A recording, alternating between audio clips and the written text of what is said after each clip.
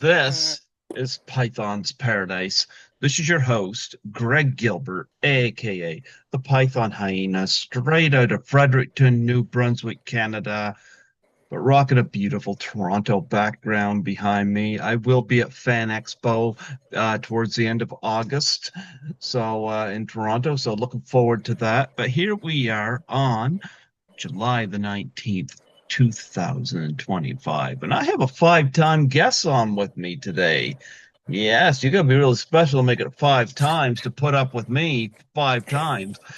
Look at that, folks. Here she is, pigtails and all. Here we are, Princess Victoria. Folks, yes, we have her back. Princess Victoria, welcome to the show. Thank you, sir, and thank you for having me back and putting up with me 5 different times. That's my Well, book. I got your book right here. Yeah. Yep, that's Princess Victoria, A Tale of Tears, Triumphs, and Turnbuckles. It's available on Amazon. Of course, mine is signed. Of course. Yes. Yep. I've got that. And yeah, I was happy to reach out and have you come on here again. I knew there was lots to talk about and yeah, I heard you on talking about stuff online there recently, but it's interesting. I got a lot of wrestling stuff that's been happening on here because your name was brought up in an interview I did back in May, very favorably. I had Barbara Goodish on in tribute to Bruiser Brody. Bless her heart. I love that woman to death. She's if you don't like Barbara, you don't like yourself. That's all there is to it. Barbara is one of the greatest, strongest women Yeah. that I have met in my life. I mean, with what happened in Puerto Rico to Brody, it I cannot imagine standing in her shoes. That had to be horrendous for her. Well, you know what? I have a solution for that. They just need to invite Jose Gonzalez to those Russell cons, and those Brody fans will take care of the problem. Right? You think he Well, wouldn't get his ass handed to him quick? on a silver platter. Yep. On a silver What a platter. cowardly hunk of shit. Well, there's more cowards than you know. Yep. Um, I've been working with a friend of mine, Scotty Rushing. Mm-hmm. He has actually got got Abdullah to tell the story of his story of what happened, and he's got a book out there. And it's also on Amazon. It's called "Becoming the Butcher: The Man Behind the Myth." And when Scotty read me the chapter, see, Scotty's got two issues. Number one, he remembers Brody when he was 14 and he was running around the Von Erich camp. And the boys took him in like they took me in when I was 14. I mean, there were issues, and Brody'd say, "Hey, kid, here, go get me some nachos. And while you're at it, get a bag of nachos for yourself." And and the guys that were there took really good care of Scotty when he was a child. Bruiser being one of the main ones. And when he read the chapter on what happened in Puerto Rico, I was in tears. I was absolutely in tears. And to find out the things that I found out through that chapter, a lot of, not a lot, but several wrestlers fell in my honor ring, because how on God's green earth could you sit in the same dressing room and knowing what was going on and not doing something to help Brody. And that's all I'm going to say, because it's in the book, the Abby's whole truth. And it finally came to light, and it just, by the time he got done with that, reading me that chapter, I was crying. I was literally crying. Yeah. Um, so I gotta put my phone in flight. I heard it ding. But yeah, I had a good time doing that interview on flight here, so we interrupted. There we are.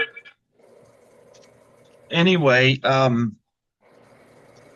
don't want to toot my own horn, but you know what? I gotta give myself a little credit here because I didn't notice this until I listened to the tribute interview back. Before, here's the thing, I don't like making people uncomfortable if I can avoid it. So when I had Barbara on here, I said to her, I said, before we started recording, I said, if you don't want to talk about uh, the murder incident, I said, we don't have to. I said, I have plenty of other material we could go on. And Right. she said she was fine talking about it. Here's the thing. I listened to the interview back over because a lot of people like to talk about the murder, but I never brought the murder up till 65 minutes into the 100-minute interview. And I Barbara's was, just chasing my coattails. well, here's the thing. I'm like, wow. I actually had so much other stuff to talk about other than that because I didn't want it to be about that. I mean, Right. obviously we're going to talk about, it, and I wanted it to be what, she felt comfortable. Right. And I didn't want to glamorize it, but boy, that was so fun. Such a fun interview to do. I think one of my favorite parts I asked her how she and Brody met, and she talked about being ribbed, what a rib was. And that was a great story in Australia. Talked about Brody being a sports writer, which I didn't know about him. No, I didn't either. Yeah. And I asked her, I said, who was Brody's favorite opponents and stuff like that, and brought up his battles with the Funks and various other opponents, and when I listened to it back through, and it wasn't until 65 minutes in that the murder was brought up, I was like, I was quite pleased with that because I've come a long way since 2015 doing when I started doing this podcast. And it's like I love the fact I had lots of stuff. Even if she had said, yeah, I don't feel comfortable with that, I had lots to talk about. I'm quite Barbara, happy. yeah, Barbara is Barbara. She's one of she's got such a beautiful soul after everything that she went through.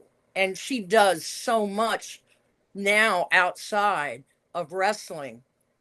And I'm going to CAC this year, and I get to see her again. Well, she likes you. Well, thank you. I appreciate that. Yeah. um, I think it her was I can't remember if it was Barbara. Last year I was at CAC, and she was riding one of these scooters that she had rented, and she's sitting in the scooter, and on the bottom, right on the front shield of the scooter, it says for rent, call that number. And I took a picture, and I asked her, of course, can I do what I do and put this on Facebook? And I did. I took this picture, and here's Barbara, here's the for rent sign. I said, a girl's got to do what a girl's got to do. But Yeah. she is a very wonderful person. I am blessed to have her in my life. Well, we talked about she had one of the action figures for Bruiser Brody there with her. It's in the package and stuff. And we talked about the fact that big rubber guys have got a figure coming out of Bruiser Brody and yeah, we had a wonderful chat and I was very satisfied with that interview. I was very pleased with it and yeah, that was great. And I know if I see her, I gotta give her a hug because she said, she said one of the things that bothers her when people are too intimidated due to the incident to come over and say anything to her. So I'm like, I'll give you a hug. Right. Exactly. I mean, Barbara's Barbara. I mean, Hmm. she is the most welcoming, as you well know after doing the interview. How welcoming is she into her circle? Yeah. Um, and every time I see her at CAC, first thing I do is hug her. You Hmm. know, I do truly believe that if and Elvis Presley I happen to be one of the freaks. I've got every album he ever made. Hmm. And if even if Elvis was standing there risen from the dead, I would hug Barbara first. Do you hug her as hard as you do Jim Cornette? I can't hug Jimmy too bad. He's fragile. I could hurt him.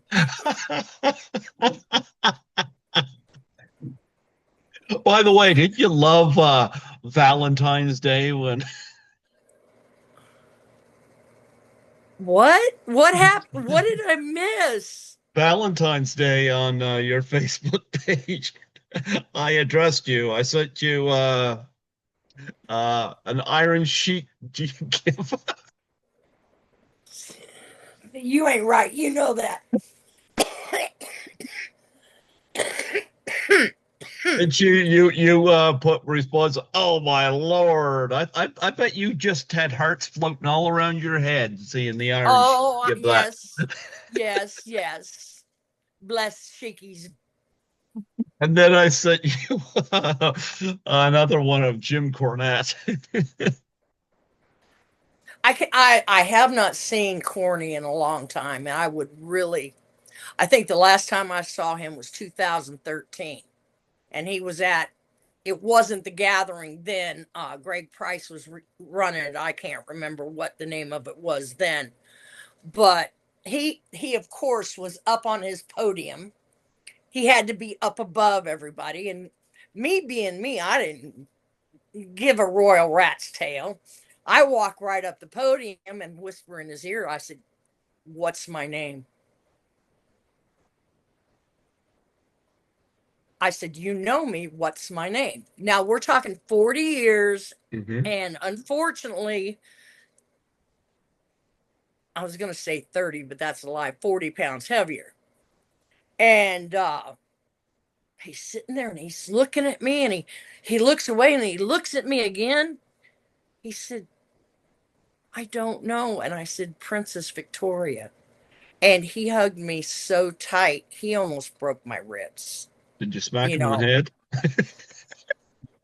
no, I don't. The boy's already got enough brain damage. He does, too many chair shots. He doesn't need another whack to the head.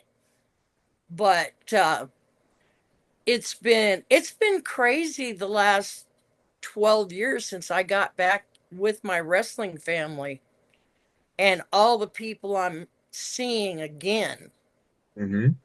That's like the first place that I went when I started getting back in the business was Gulf Coast Wrestling Reunion. Now, I had only walked in the door, I hadn't even got my name tag on, and here comes Garvin, and he looks at me with a real stern face. "Where the hell have you been?" Now we're talking 40 years. I disappeared because, and we all know it's because of what happened at Moolah Hill. And I said, "Well, I went into hiding for a while." He said, "Try it again, and we're sending the dogs out." And it was like he was the first person that I really talked to. And for him to recognize me after 40 years was amazing. I didn't expect it. And it really started a Niagara Falls flood of me getting back in touch with everybody. It's been a wonderful 12 years getting back in touch with my family. Yeah. And oh, by the way, big plug here, folks.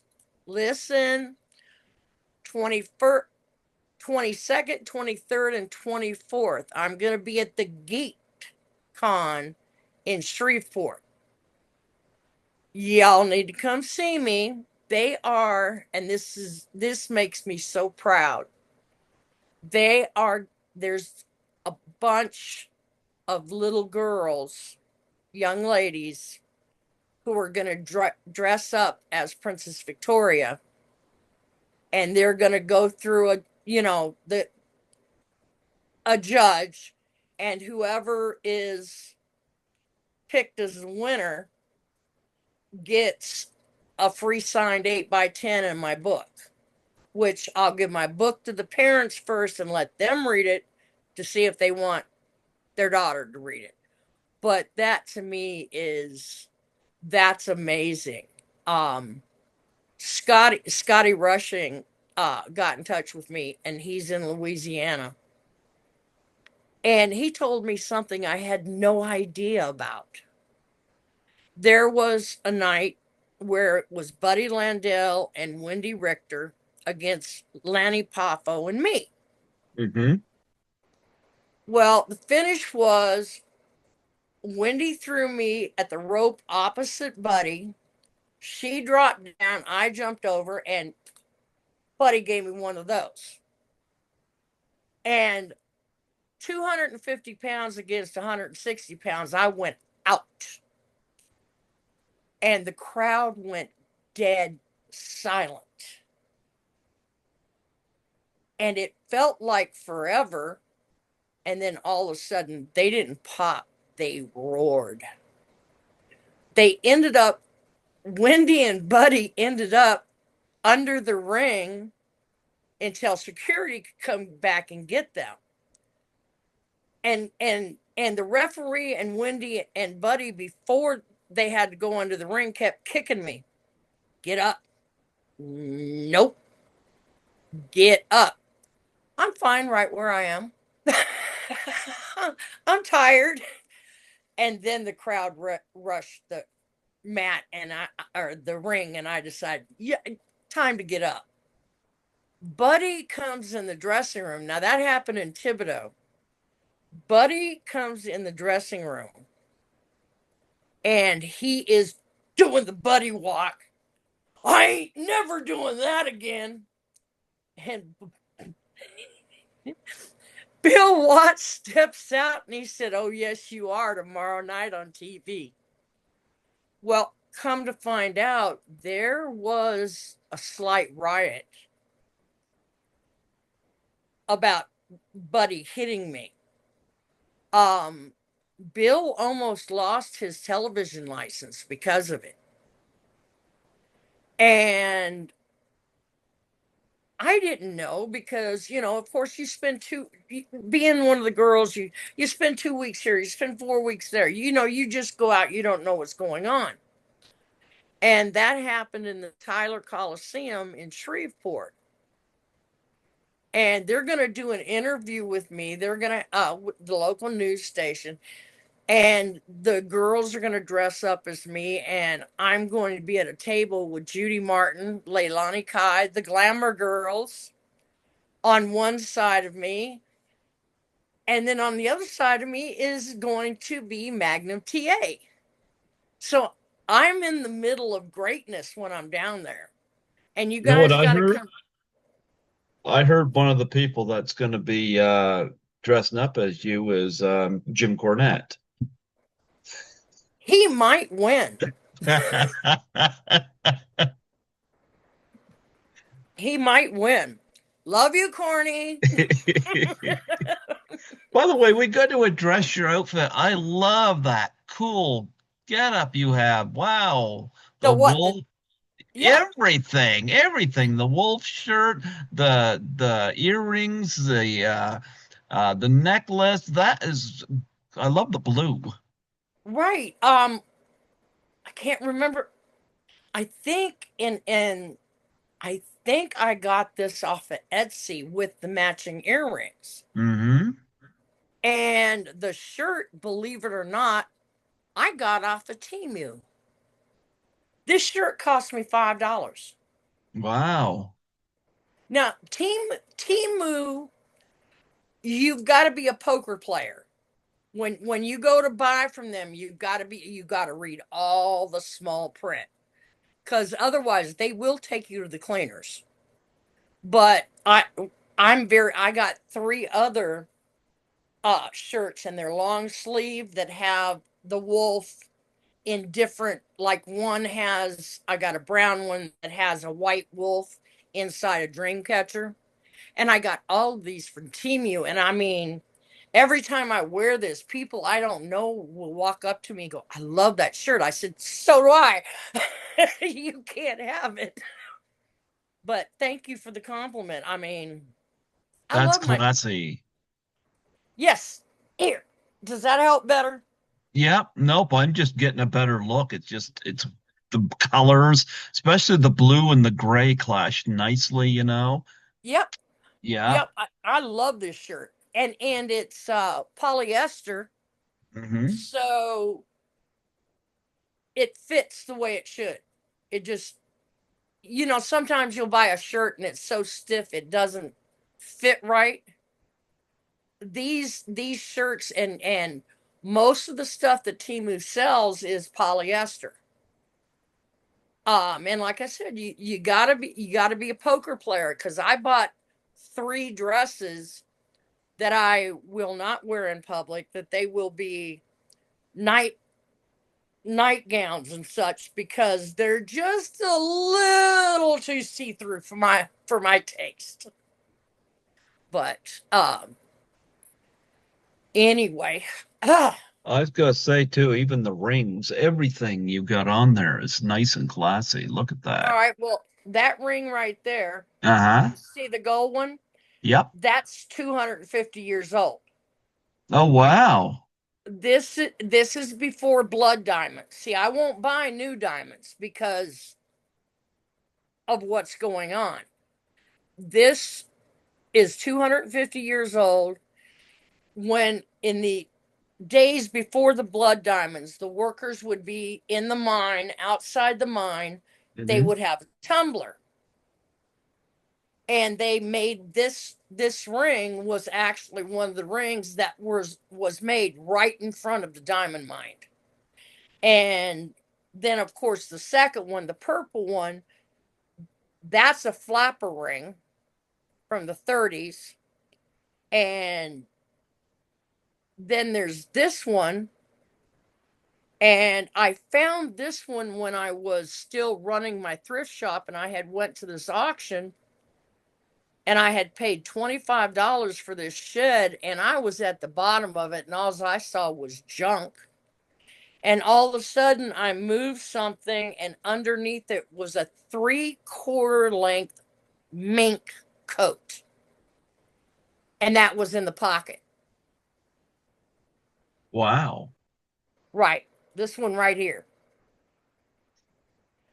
I attract jewelry. I mean, I really do. I attract it. I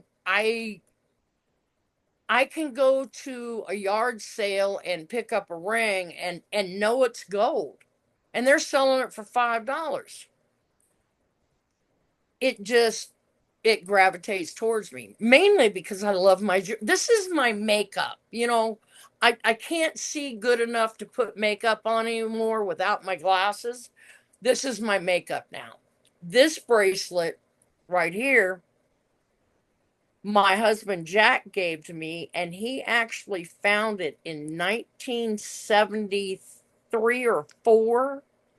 He was working on the road with a crew, and he went to shovel some dirt. And when he did, his shovel clanged, and he pulled this out of the hole that he was doing. And it is, I thought it was some kind of a, Wow. crystal. It's actually here. It's actually oh, what do they call it? Shoot.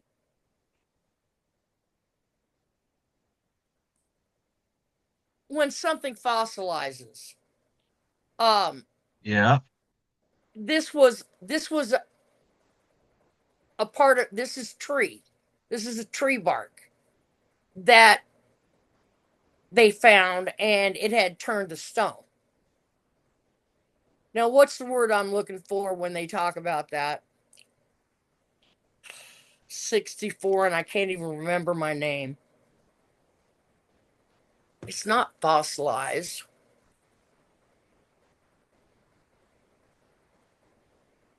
Like it, say you find a rock and it's got the imprint of a fern in it. What is that called?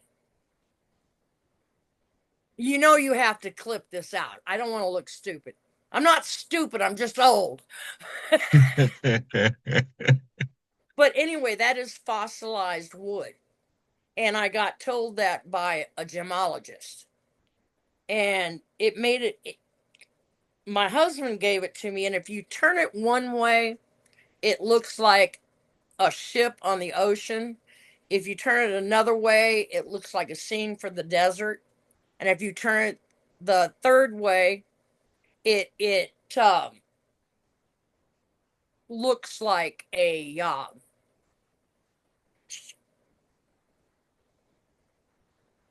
I know what's wrong with me. I haven't had anything to drink today.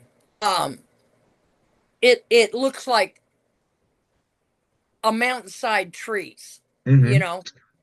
And he gave it to me before we got married, and he said if we ever split up, I want my bracelet back. He wasn't worried about the wedding ring. He was worried about the bracelet. And about a week after he died, I had put my jewelry on. I had was going to work. And when I put my bracelet on, it hit me what he had said. And I looked up. I said, "The damn thing's mine now," which he would have loved. But anyway, oh, No, very, very classy. I like it. I love my ring. I mean, this one, and I showed you, that's my favorite one. Hmm. And this is diamonds and white gold. The center stone is 2 carats and it's S1 clarity. I had this mother and daughter come into my store with this ring, and they said they wanted to sell the ring because the grandmother had had it specially made for the granddaughter, but she didn't like it. And I said, "Well, how much do you want for it?" And they said $200. I said, "Stay right here. I'm going to lock you in the store. I've got to run downtown." Well, my jeweler, the person I buy all my jeweler with, Smith Jewelers, looked at it and he said, "How much do they want?" I said, $200. He said, "You ain't bought it yet?" He said, "Vicky, the stone is worth 10 times that." But I've just always loved it. And because of the DDP yoga, I haven't been able to wear it in 7 years. And doing this DDP yoga, my hands have been so swollen that I couldn't get my jewelry on, which is agitating to me because I love my jewelry. Hmm. And I was getting ready to go somewhere, and I accidentally grabbed this and I went to put it on, and it slipped right over the knuckle, right on where it had. I hadn't been able to wear it for 7 years. And thanks to Tom and Dallas and DDPY Yoga, I'm I'm getting, I'll never be 100%, but I'm better than I was. You see what I'm saying? Yeah. As far as the pain goes, there was at one point in time I was having 2 days good out of 10. I think I'm up to 3 or 4 days good out of 10 now, and we're not done. Well, look So, what he did with Jake the Snake Roberts. So, I mean, oh, I saw Jake. I saw Jake and Cheryl. I went to do Birthday of Champions for Eric Nelson in Georgia. And I walked out, and here's Cheryl, and she's with Jake. And I, of course, walked up to Cheryl and I said, Cheryl, do you mind if I hug your husband? She said, go ahead.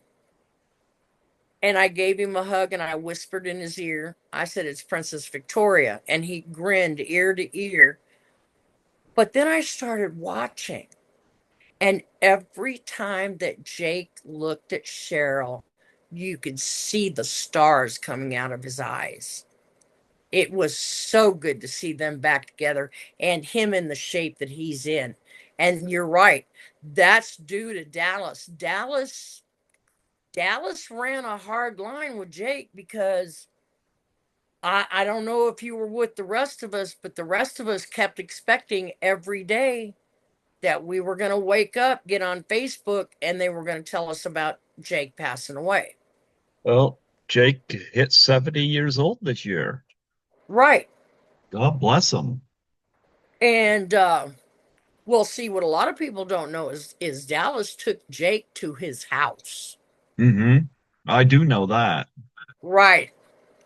And what Dallas has done for Jake, I don't think anybody but Dallas could have done it because he's just as hard nosed as Jake is. And to see him in the shape that he's in and see him with Cheryl was just, I mean, it was just beautiful in my eyes. And then that led to Scott Hall and various others, Mm. you know. Right. He's, yeah. He's helped he helped Abby. Hmm. Tom Strasdus, the man who does, we do a Zoom meeting twice a week and we do my yoga. And Tom spent over 100 hours helping Abdullah. Hmm. He lost 200 pounds. Wow. Right. And, excuse me. Um, Unfortunately, there's a little bit of problems there, but for Tom to do it, and see, they don't charge. I'm not being charged a dime working with Tom. He talked to my friend Scotty. Scotty called me. Can I give him your phone number? I said, all right. I talked to him a while on the phone, and the next thing I knew, I was doing DDP yoga. And I can notice, I mean, like I said, this ring is my favorite ring, and I have not been able to put it on for 7 years. And when that ring did it, and it's the little things you notice when you're somebody like me who has, you know, excessive pain every day. It's the little things like the ring fitting, or reaching down to pick something up off the ground and realize you're reaching down because you couldn't have done that before. And they have treated me so well. I can never say thank you enough. You know, it's amazing. Abdullah the Butcher has, a lot of people did not think this was going to happen, but Abdullah the Butcher is 84 years old.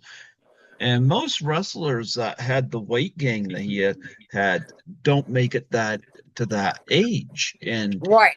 84 years old, like, wow. I don't think he'd have made it that far if Tom and Dallas hadn't helped him. Hmm.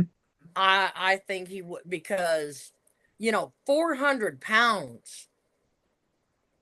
That's a lot of weight to carry, and especially at an elderly age.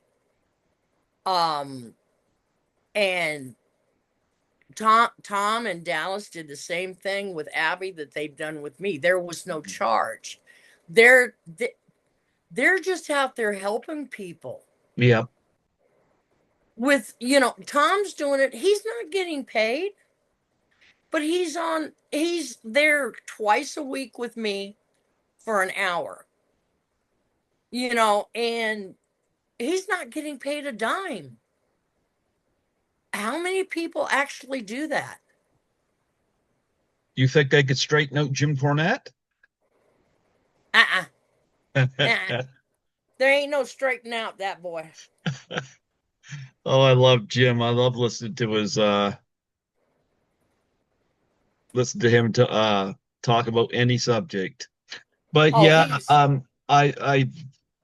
I was listening to something that you did, an interview or something you did where you're talking about Abdullah the Butcher's book, and I know you had a tit for tat with some female saying what kind of person calls himself princess. Obviously, she doesn't have a clue. Oh, you should have seen the one where, and a friend of mine from CAC saw this, and oh, she called me up. She was fire engine red, flaming hot, mad. Hmm. And they opened this live broadcast on Facebook saying, Princess Victoria, she looks like a man. She should change her name to Victor. Um, and this is I am Queen M- M- Malika. I am Queen Malika on Facebook. And they have they have totally severed uh everybody around them that was trying to help them. And don't include me, but Scotty and Tom. Um Tom spent so many hours with them, and then out of the blue they start calling Dallas, telling Dallas either he trains me or he trains them.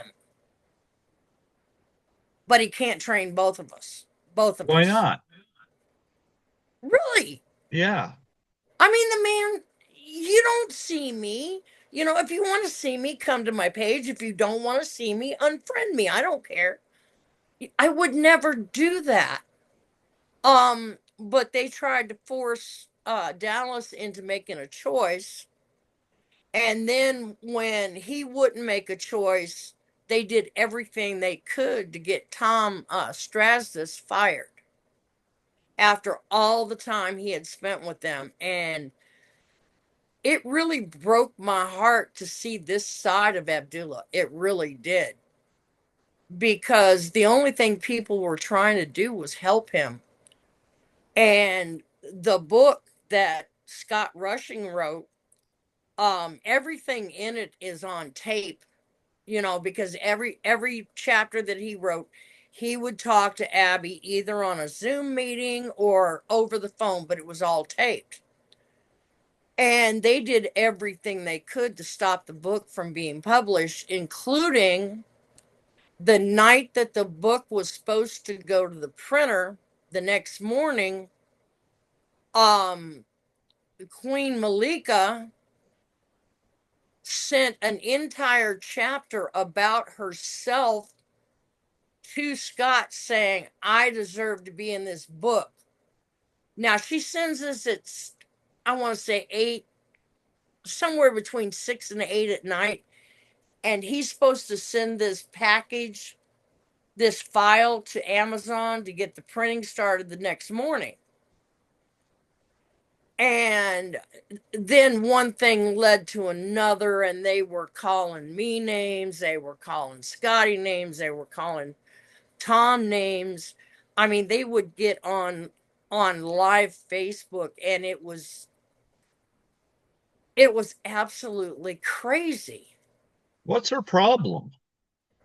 She thinks she's a prophet. Wow. And her she says she is the manager of Abdullah. I never seen her at And ringside. she only met Abby 5 years ago. Wow. Right. She even admitted,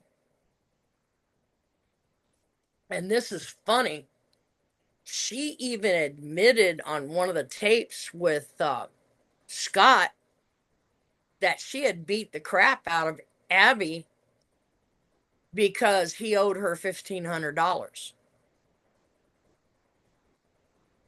And I can't remember what the guy's name is. It's Devin, the one Abby gave herpes 3. Oh, Devin, I know who you're talking about too. Why is his name escaping me? I need to write it down and pin it on my refrigerator. He goes as Hannibal on his Yeah, podcast. Hannibal. Yeah. Yeah. Well, Abby gave him Hep 3. And in order to, Abby thought it would be okay to just not show up at court, and because he wasn't there, a judgment wouldn't be rendered. Well, we all know that's a falsehood. If you don't show up to court, if you're subpoenaed, you don't show up to court, then, you're automatically, you lose automatically. And come to find out, Abby had signed over his house to Malika. Her name's, I want to say her first name is Jocelyn Morris, I think is her last name. Hmm? But he signed over a bunch of properties to her, and she's now in a whole lot of trouble because Abby signed it over to her so Devin wouldn't get it. And the stupid thing is that Devin talked to Abby and said, "Look, I just need you to pay my medical bills." Now he sued Abby for over, I think, $1 million. Oh, wow. In the Once again, somebody trying to help Abby, he said, "Just give me the 80,000 it's cost me in medical bills." And instead of selling this one property, a house, and giving Devin the money, he tried to hide all his assets. Now, how ignorant do you have to be to do that? The man wants 80,000, not 1 million, to pay his medical bills. And instead of, selling this house that you've got that's worth, 120,000 and giving him 80,000 of it, you'd rather break the law and transfer everything into uh Queen Malika's possession. And she is now, from what I understand, don't quote me on it, she actually has charges on her. Um, and I can't remember the name of the charges, but it's fraud. It breaks down to fraud because she knew that Abby owed this money. She knew why Abby was selling this house to her for $1. So she is being sued for, I mean, she's in trouble for accepting that house for $1, knowing that it was a criminal action. And it's sad to see somebody like Abdullah, who, even if you don't know wrestling, if you've never seen a wrestling match in your life, everybody knows Abdullah the Butcher. That's how infamous. He's not famous, he's infamous. And it is so sad to watch him go down this trail he's going down. It breaks my heart. Mm-hmm. Um, and what they did to Tom, or what they tried to do to Tom, um, I'm just glad I don't live in Georgia. Is all I can say. I'm just really glad I don't live in Georgia, because Tom bent over backwards. When I say 100+ hours, those hours are just the time that he spent working out with Abby. That's not including all the phone calls from Jocelyn Malika, Mm-hmm. um, Queen Malika, her calling him when they're in the middle of an argument. Her and Abby are fighting, or her calling him to get recipes to cook to help Abby lose weight, and other things. That doesn't include any of that. The 100 hours is just straight working out with him. And the way that they did Tom, and knowing this is a guy, I put him in the same category that I put Sherry Martell. Mm-hmm. Um, if you're walking through a snowstorm with Tom and you say you're cold, he will take off his coat and hand it to you. And that's what I've always said. Sherry was exactly the same way. But it to watch them hurt somebody like Tom, I've been in the wrestling business. I'm used to the shysters. You know, I'm used to the carnies, and you know, you pray for the best, you hope, you expect the worst, you pray for the best, and you be satisfied with what you get out of them. But for them to do what they did to Tom, I know you're supposed to forgive. That it's, when you don't forgive, it's like, you know, drinking poison and you hope the person you're mad at dies. I can't forgive them for what they did to Tom. It's just horrendous, to say the least. Yeah, I talked to when I had Barbara on here, I talked about that too, and she said she believes in karma when it comes to Jose Gonzalez. And I said, yeah, just all he needs to do is be invited to WrestleCon and that'll handle itself, you know. Uh, Right. you know, Well, I that have was, huh? I have actually seen, and this is when I really lost faith in Abby. I have actually seen a recording where he is in the back of somebody's SUV. Talk about a Freudian slip. SUV, and he's got a big cigar in his mouth, and they're talking. They're doing this interview, and I can't remember the question that the host asked, but he said Brody couldn't wrestle. And I looked, I know that all the color drained out of my face, because him and Brody made so much money together. If it hadn't been for Brody and them getting, there's a whole lot of money that would have been left out there. And for him to say Brody couldn't wrestle,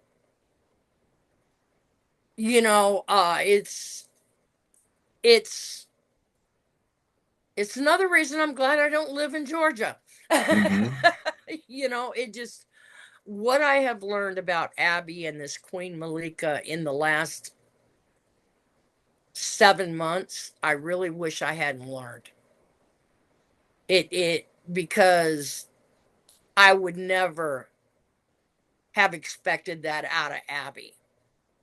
You know, uh, the person he was in the dressing room and the ring is a totally, and I know, yes, I'm a mark, is so opposite of what he is in life, and it's very disturbing. I was gonna say, what was your thoughts on Jose Gonzalez? I think he was set up. I think he was set to do what he did. Um, I have heard that it was even known in the main office that Brody was going down that night because Brody was not there to wrestle. Brody was owed money. Yep, Yeah, yep. And I can't say anymore because I don't want to give away that chapter.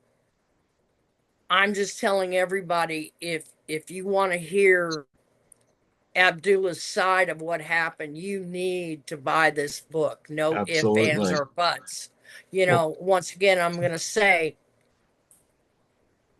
Becoming the Butcher, the man behind the myth. If you want to know his version of what happened, you need to buy the book because, like I said, when Scott got done reading it to me, I was crying. I know that Carlos Colon is not exactly innocent in all of this, but but here's one thing I do know, and this was one thing that got me, and I talked to Barbara about this was that Tony Atlas and Dutch Mantel, they didn't get their summons until after it was all over. So that was crooked. And I guess Tony Atlas, I guess when he got on his plane, I guess it was he learned that a couple of guys went to his hotel room. I guess they were going after him as well. Would It's not like, surprise me in the least. yeah, Leave no witnesses. That's collateral damage. You leave no witnesses. And it would not surprise me at all that they were coming after him. Um the reason they didn't come after Abby, there's a video out there with Cologne and his sons, and Abby's all over him, hugging and shaking hands, and hey brother, how you doing? Blah blah blah. Now I'm sorry, but if you, and you know how much I love you, if you were responsible for killing a friend, we'll go with Velvet McIntyre because she's the best friend I've ever had in my life. Do you really think that if I saw you in public, I would hug you? And I'm sorry, but Cologne is responsible in my eyes for what happened to Brody. You know, I asked Barbara, I said, have you seen Carlos Colon since? And she said, I think it was one of the cons or something. And he saw her and he just kind of turned away or went the other way. And like, yeah,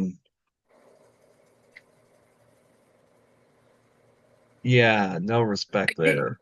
well, I would think it even more less respect um if uh if he had walked up to her and said something. Um because in my eyes, he's responsible for Brody's death. That's what I think. Don't expect anybody else to agree with me. It's like I hold Vince McMahon Jr., Vinnie Mac, responsible for Eddie Guerrero, Owen Hart, go on and on and on, and no, he was not physically in that dressing room, but he knew what was going to happen. He ordered it. I guarantee nobody, Cologne owed Brody money. Okay. So Yeah. why did they send this other guy in to do the job? And there's so much I want to say and I can't. That's okay. You've got to buy the book. If you don't read anything else in that book, you need to read the chapter on Brody. Um and I cannot wait to see my girl. I cannot wait. I need a Well, hug. she was really nice. I was so honored to have her on here, and you know, and she's still in touch with Atlas and Dutch, and she's Right? yeah. Um, but no, that was devastating. But I definitely feel bad for her son because he's got like no memories of Of his dad. yeah. So that's what these jackasses in Puerto Rico did right there. You hit the word right on. I would have called them something else, but jackasses, yeah. Um, and it was over money. Yep. It was over money. I mean, this wasn't over a broken heart or somebody was cheating or somebody killed somebody and they're coming out to, kill you because this was over money. And they took all of this away from Barbara and her boy, because everybody loved Brody. Everybody loved Brody. I don't care who you talk about, unless you talk to Abdullah. Everybody loved Brody. He Hmm. was a from what I understand, and I've talked to a few people. He was a big old teddy bear, and that's all he was a big old teddy bear. And Yeah. in my opinion, he made Abdullah. If Yeah. he hadn't been there to be in the ring with Abdullah, who the hell was Abdullah going to wrestle? That it was going to look right. I mean, look at Abby weighed 400 pounds. And you're going to put him against a 250, 275 pound man? Um, but they put him against Brody, and that's what made Abby was Brody. Mhm. And he has no respect for that whatsoever. But there's one day, I don't care who you believe in, if you believe in God, Allah, the Great I believe Power. in Jesus Christ, Lord and Savior. And we're supposed to forgive and forget. That is a struggle even for me. And stuff like I said to Barbara, I said, "You're one of the strongest people I know because had it been me, Yeah, what extremes I would have went to. I know it wouldn't have been good for Jose if it was Jose, me. Yeah. Jose or Cologne. Yeah. Because that order came down from Cologne. Because No, I was they not in the room. No, I yeah. did not hear it. But you can look at the facts. That came down from Cologne because Brody was not there to wrestle. He was there to collect money from Cologne. Wonder how So, bad that affected their wrestling. Like I heard there were wrestlers that refused to work with Jose after that. oh well, Hmm. bless his poor little heart. Yeah. Yeah, you might have made $10,000, but you gave away a career.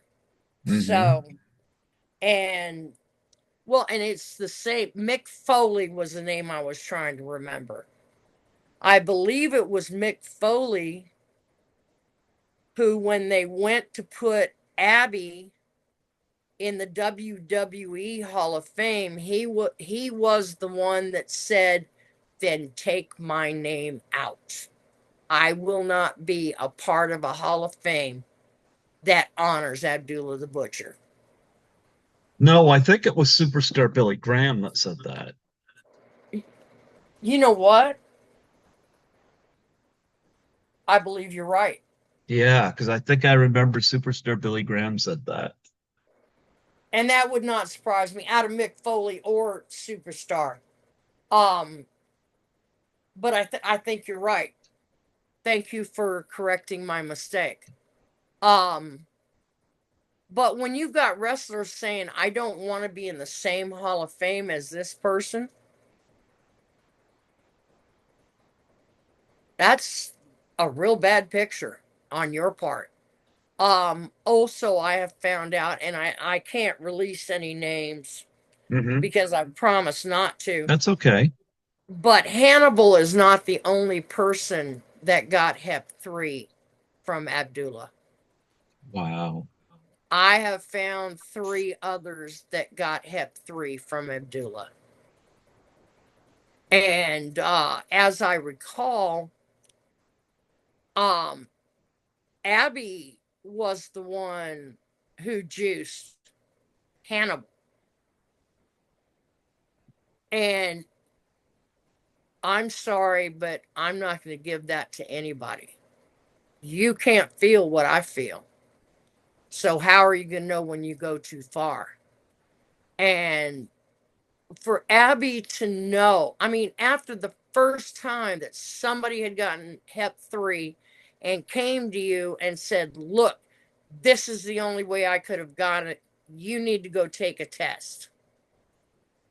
And then you take a test and you find out you're Hep 3 positive. No, you don't have to walk away from wrestling, but you have to walk away from the bloodbath Yeah. because you're killing people. I mean, my brother had Hep 3. Now there is a treatment for Hep 3, which there hadn't been. Um, and I had tried to get my brother James to take it, and unfortunately, things happened and he didn't make it.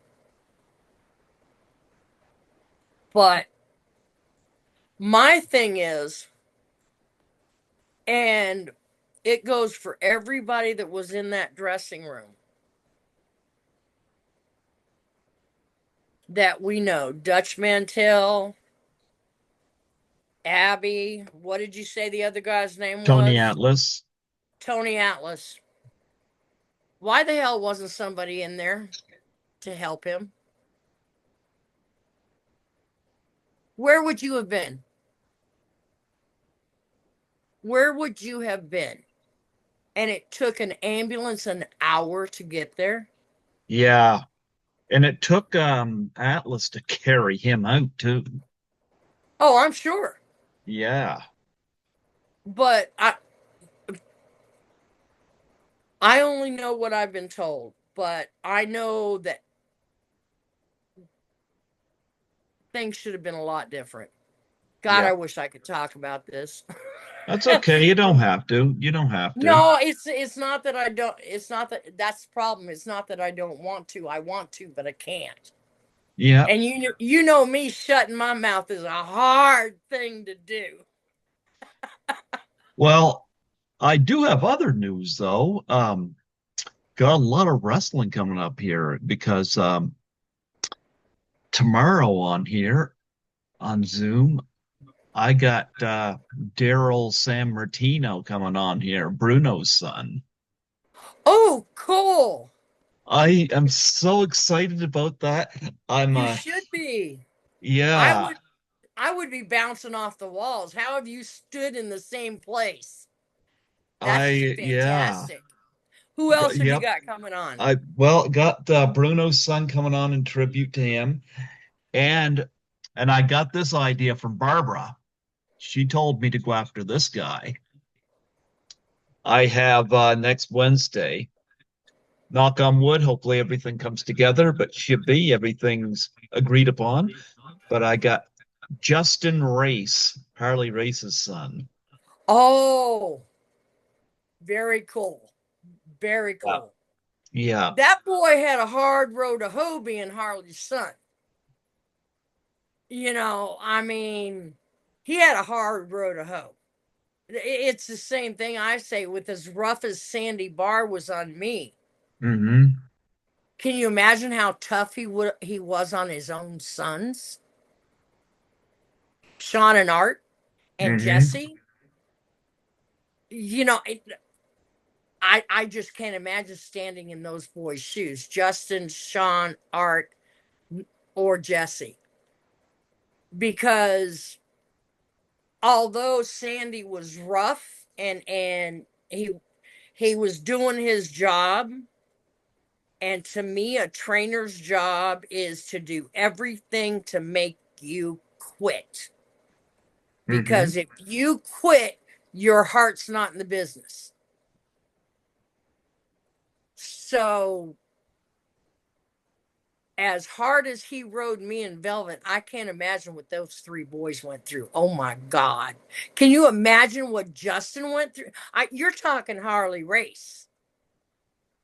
Well, he seems to be in good spirits, I'll tell you, because Good. just judging from the post on Facebook, I mean, he talks a lot about the sense of humor Harley Race had, you know?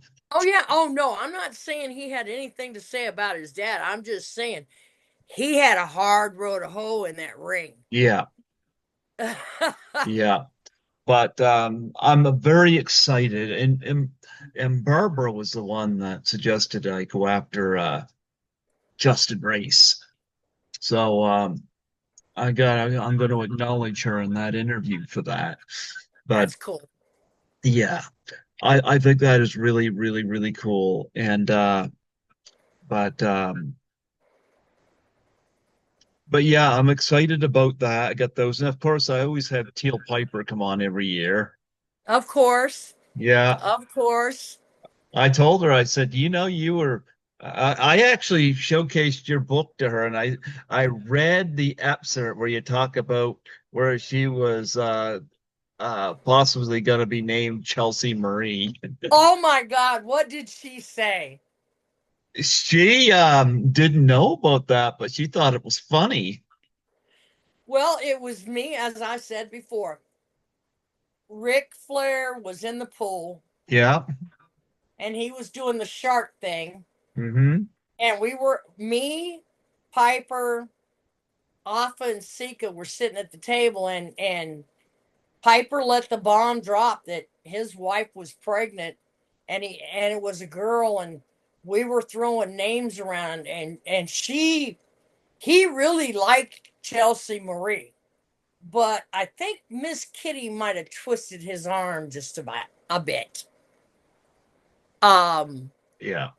but she's done honor to her father. She really has. Yeah, I think she's beautiful. I have her on every year, and so it's always nice to talk to her. Actually, I reached out to her on her birthday. Yep. I text her Right? on her birthday. I don't text her a lot, but I did text her on her birthday. Of course. Yeah. And she responded. Yeah, I wished her a happy 19th or something like that. 19th. Yeah. She's not Okie dokie. she's not 19, but that's what I told her because yeah, yeah, you always tell the ladies like I know you're 39. Right. Yeah. I am 39 with 25 years of experience. There you go. There you go. Yep. But yeah, I listened to you be interviewed. I forget what the podcast was, but or some kind of live stream it regarded Abby's book. But I think there That was was, I believe that was actually my own live stream, wasn't it? me. On Yeah, Facebook. it was because I didn't listen to it live. I caught it after, and I listened while I was at work Uh cleaning, huh. and I just thought it was interesting. Poor Velvet McIntyre does not have enough faith that her book would sell. You know, it's come on. She's like, yeah, people find mine boring, and I'm like, Velvet, stop, stop. Right. Look at the years you've had in the business. Yeah. Well, Scotty Rushing is right now.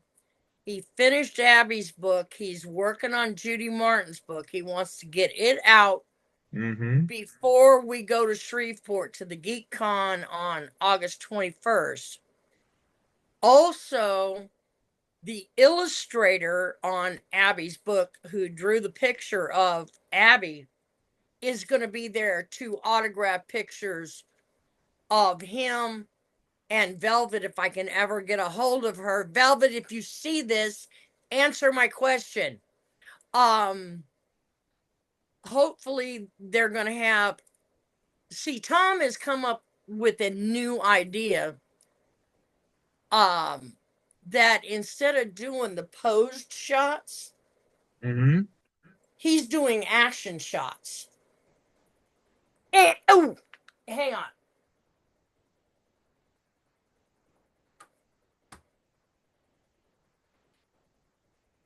Oh, wow.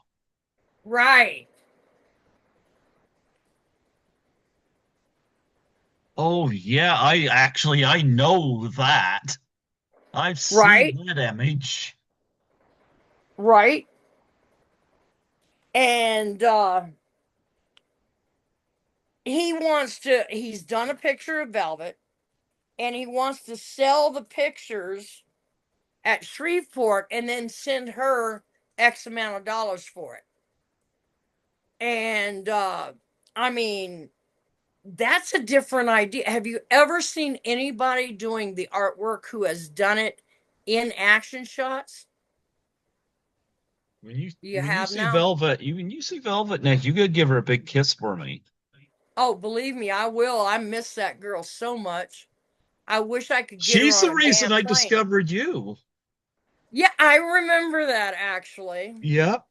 And what a great discovery. I gotta tell you, women's wrestling has come a long way. Because right now, I gotta say, even today, I like the women in the business. But I remember I go way back with it because I remember Wendy Richter was the first female I seen do cage matches, you know? And of Right. course, yeah. And I discovered Velvet McIntyre at that first Survivor Series. And I'd seen her do stuff that I'd only seen Ricky Steamboat do. And You mean like the spinning cross body yeah, block? I She love was that. she was the first one, and I don't care who you are or what you claim, and I'm not talking about you. I'm talking about you other jabronis. I don't care who you are or what you claim. Velvet was the first one to do that in the United States. And she brought it back from Japan. I love it.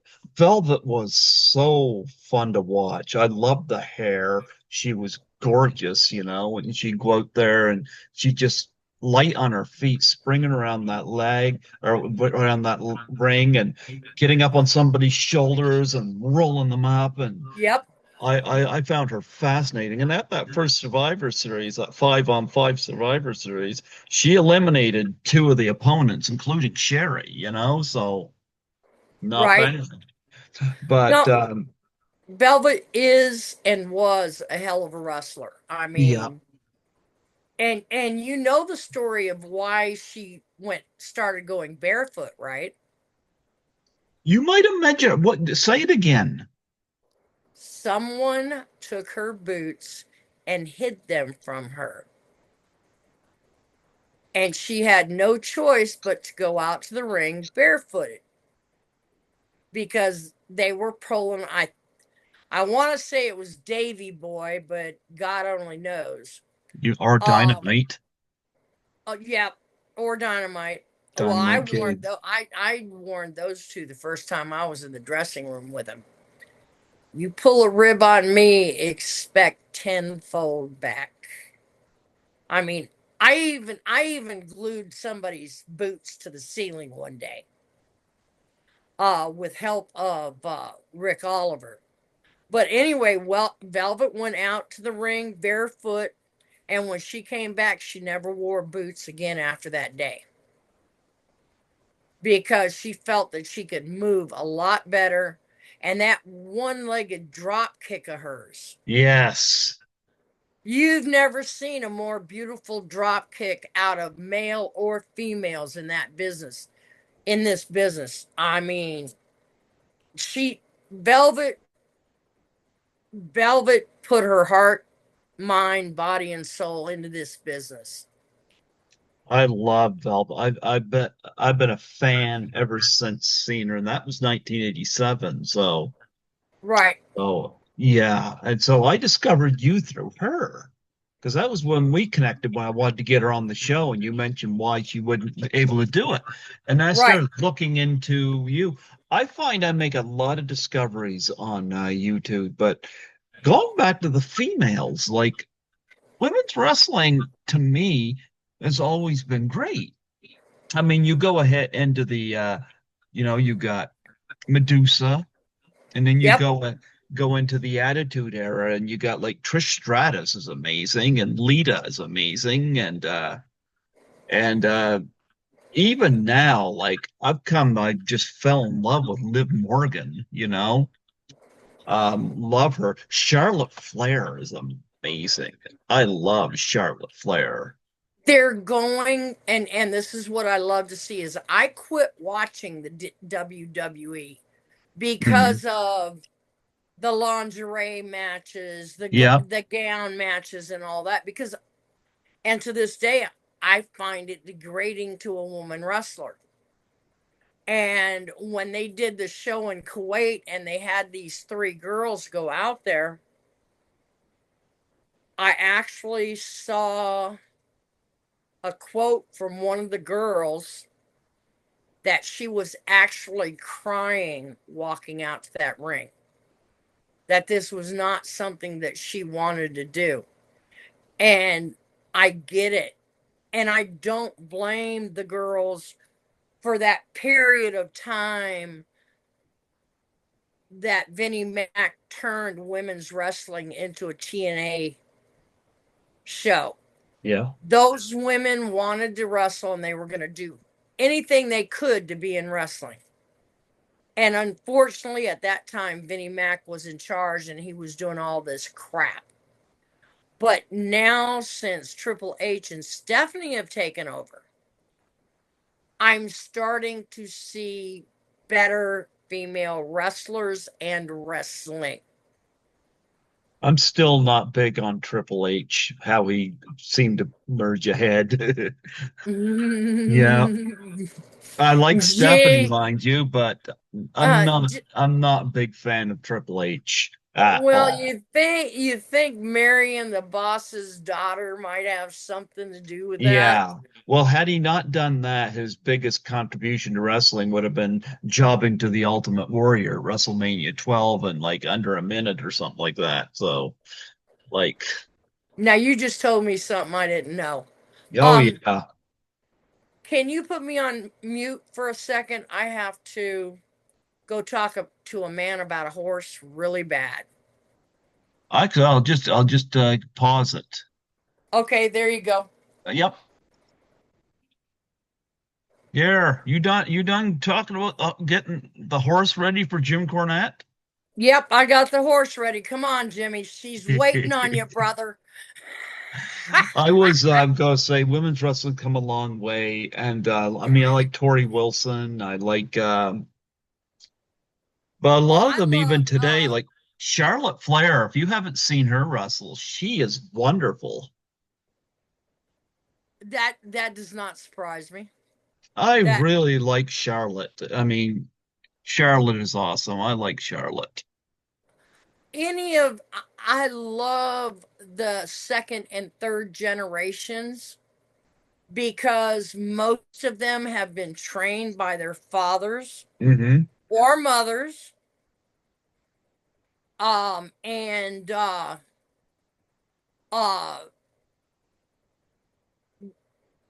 their trainers being their fathers or their mothers, they're more intense in training them, to train them as professional wrestlers, not doing three or four, uh, uh, sessions of training and, oh, I'm a professional wrestler. No, you're not. You're a professional idiot. and You you're going to ever hurt. you ever watch Charlotte wrestle before? I don't think I have, to be honest with You you. know what I her have, finisher is? huh? Well, Ric Flair did the figure four leg lock. Right. Well, she does the figure eight. Okay, you're going to have to send me a link to that because I want to see it. A figure eight. Yeah. You got to send me a link to that. I want to see that. I gotta send you that her match with Asuka at one of the WrestleManias. That was tremendous. I seen her do something because she does the wooing and stuff like that, but she also makes this her own as well. She got up on they're both on the top turnbuckle and she suplexed her and she flipped with her. Yeah. Okay, she suplexed her off the top rope. Uh-huh. In midair, she flipped and landed on top of her opponent. Is that what you're I telling forget me? how it went, but it was friggin' impressive. And I was like, that was the moment where I was like, Charlotte, you've elevated past being in your father's shadow right here. Right. Send me a Yeah. link to that when you find it, please. I want to see Hmm. that. That sounds amazing. I And I have a lot of people are complaining about her because online because she's had the belt so many times, but I'm like, there's a difference between somebody having the belt so many times and somebody having the belt because they've earned it. And I think Charlotte has more than earned it. She delivers the goods. You're going to get a great right, match out of her. she puts So butts in the seat. and she'll come out there in the robes and stuff like that. And but she's able to take a lot of the stuff her dad did, but also add her own spin to it and make her own personality. So I have a lot of respect for Charlotte Flair.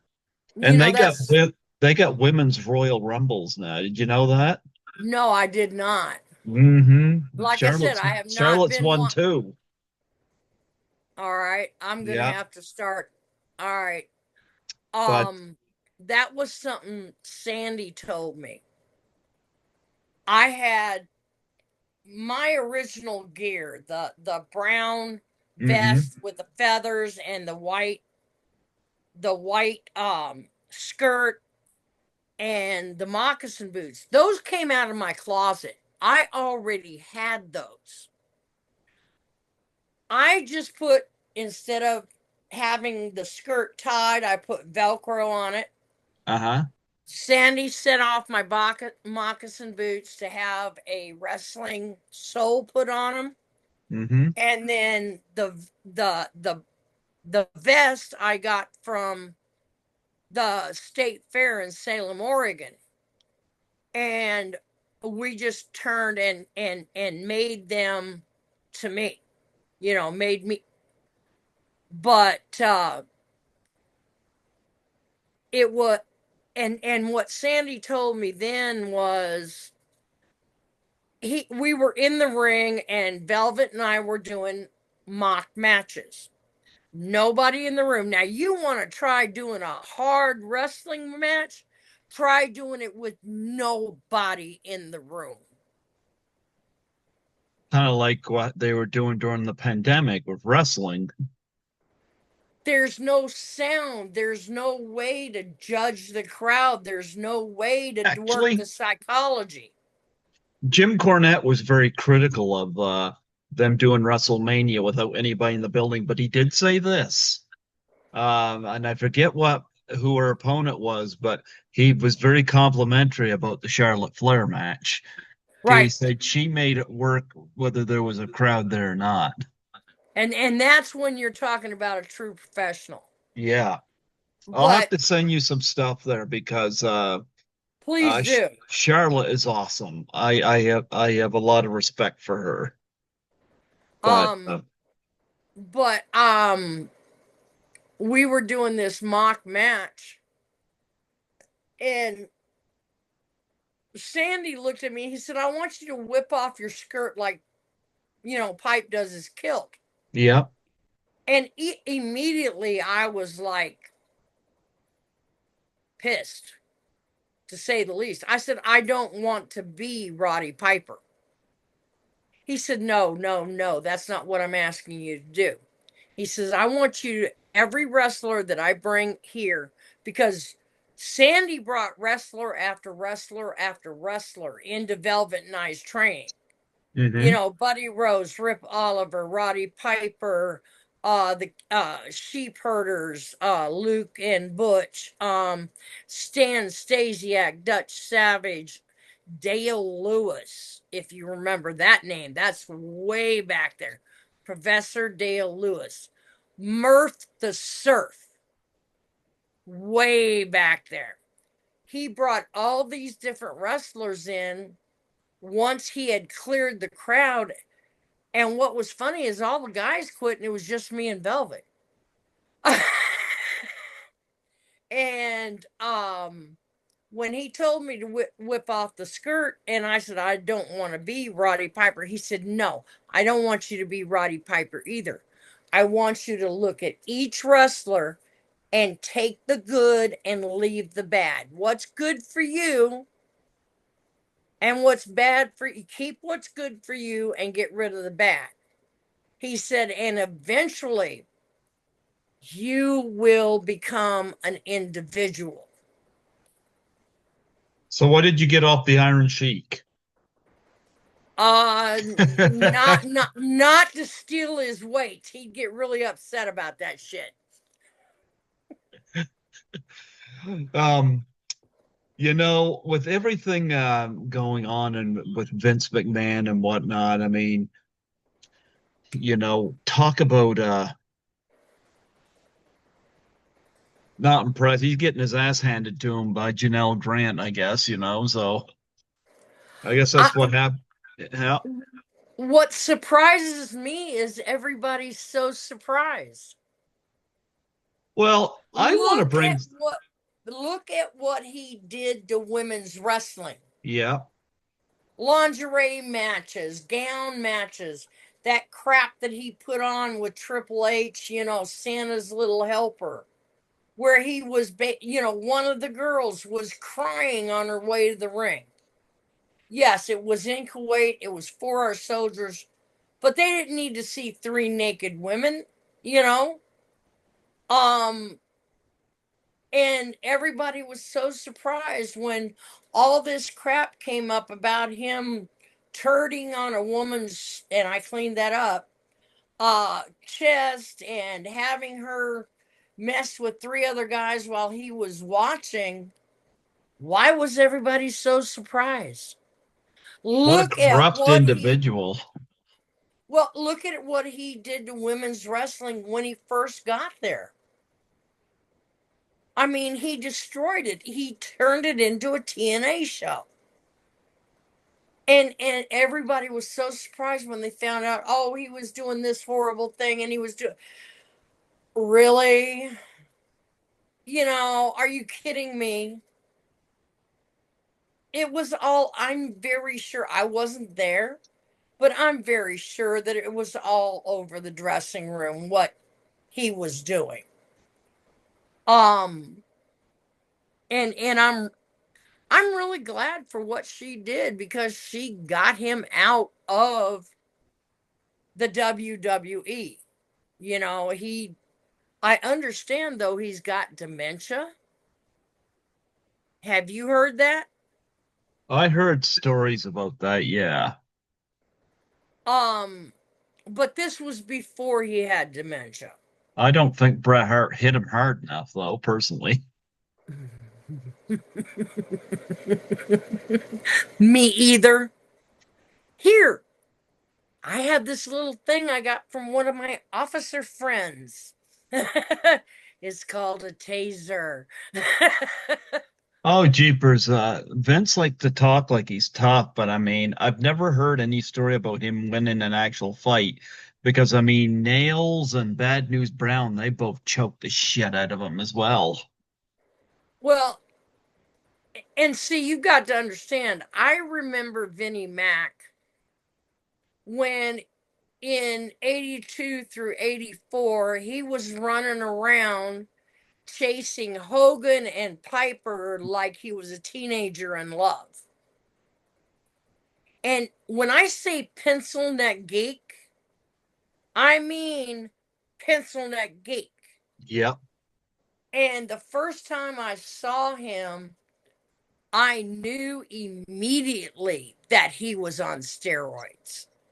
There is no way that that little pencil neck geek could have went from point A, where he had maybe a 15, 17-inch neck, to a 23-inch neck without steroids. There's just no way. You know, I got to bring something up to you because Vince, of course, covered up a lot of stuff. Oh, yeah. And yep. And of course, I've been listening to a lot of Lee Cole's channel, Wrestling with the Devil. And of course, his brother was Tom Cole. And it's a YouTube channel. And he's trying to get the Ring Boys, some of the Ring Boys, to come out.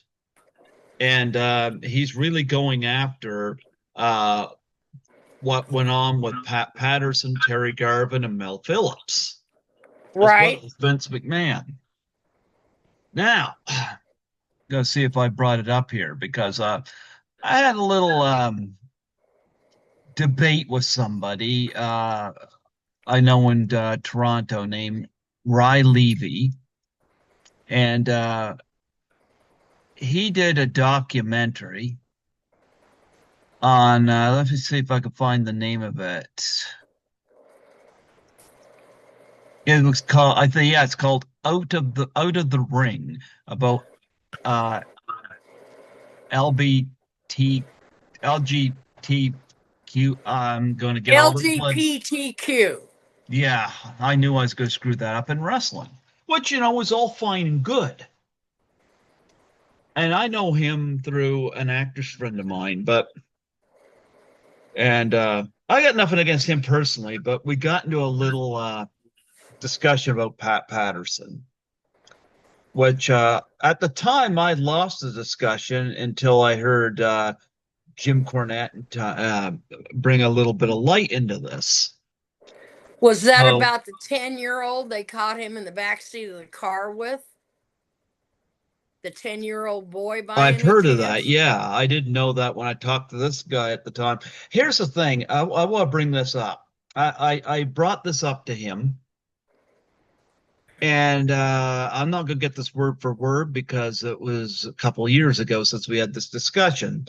Yeah, just shoot. But he tried to deny that Pat Patterson was guilty of this, or at least imply it. And of course, Pat Patterson coming out as gay, I think, was his way of distracting from all of this. Well, he got fired from WWF because but they brought him back. Yeah, Vinny let him back. Of course he did. You think Vince was ever going to leave him out of there? Of course he wasn't. But here's the thing. I brought up the video to Rye about Roddy Piper being asked about Pat Patterson. And Roddy Piper was visibly uncomfortable. Not visibly uncomfortable. The man was on the verge of tears. I know Piper, and I know him well. Well, Rye tried to tell me that this implied that this didn't happen because Piper worked with. He said if Pat was guilty of violating Piper, why did they do Legends House together? And I couldn't answer that until I heard Jim Cornette talk about something. So let bear with me. Jim Cornette, and this now, bear with me on this. Jim Cornette, they were talking about WrestleMania 9 and Hulk Hogan showing up with a black eye. And of course, Hulk Hogan has said, and he'll have Brutus Beefcake and Jimmy Hart and them back him up, saying that he was in a jet skiing accident. Now, Undertaker and Scott Steiner and people like that say that Randy Macho Man Savage punched Hogan out That because, would not surprise me.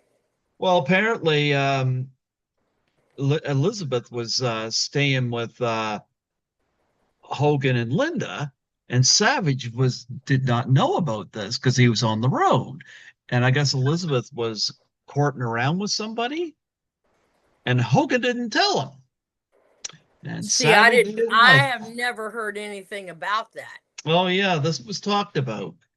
So uh the story is, and Jim Cornette believes Hogan was punched out by Randy Savage.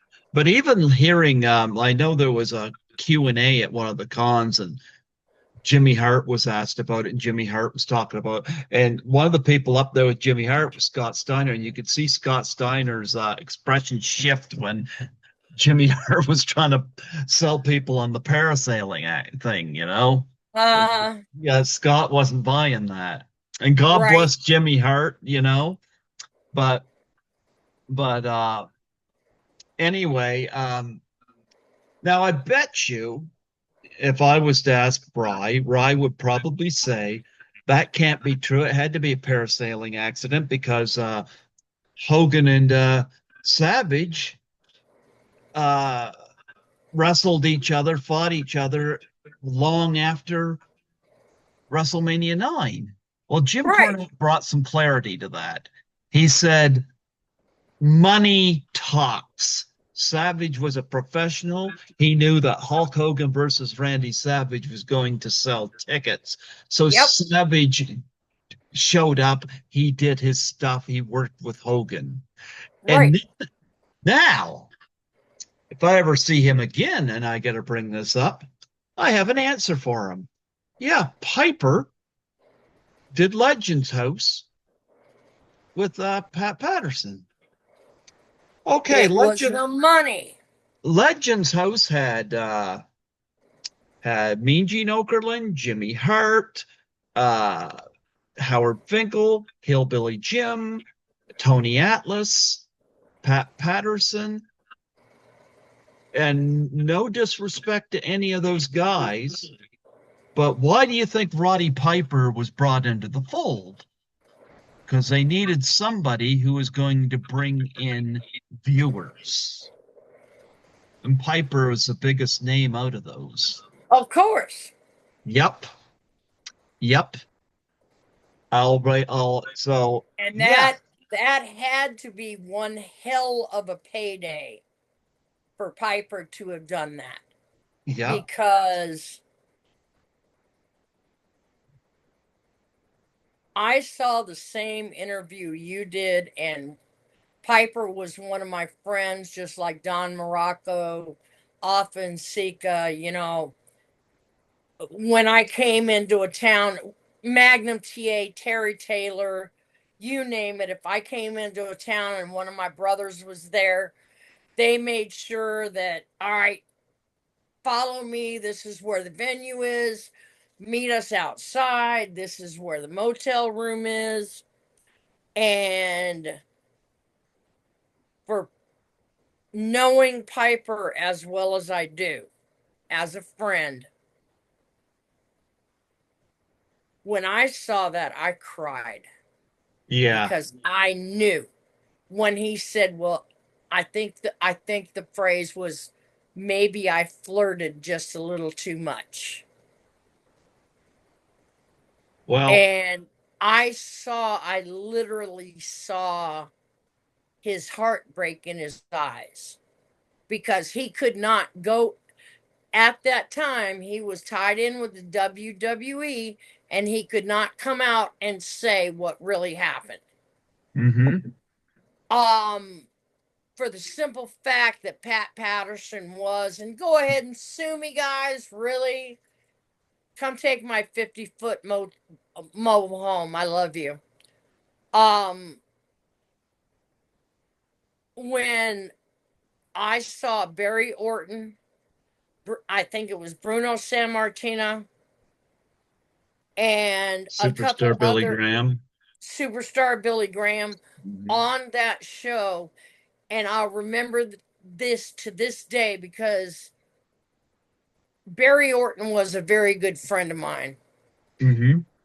Barry had a hard road, and when he stood up and said, I am telling you this about Pat Patterson, and I'm telling you right now, this is the last day you will ever see me wrestle because I am now blackballed.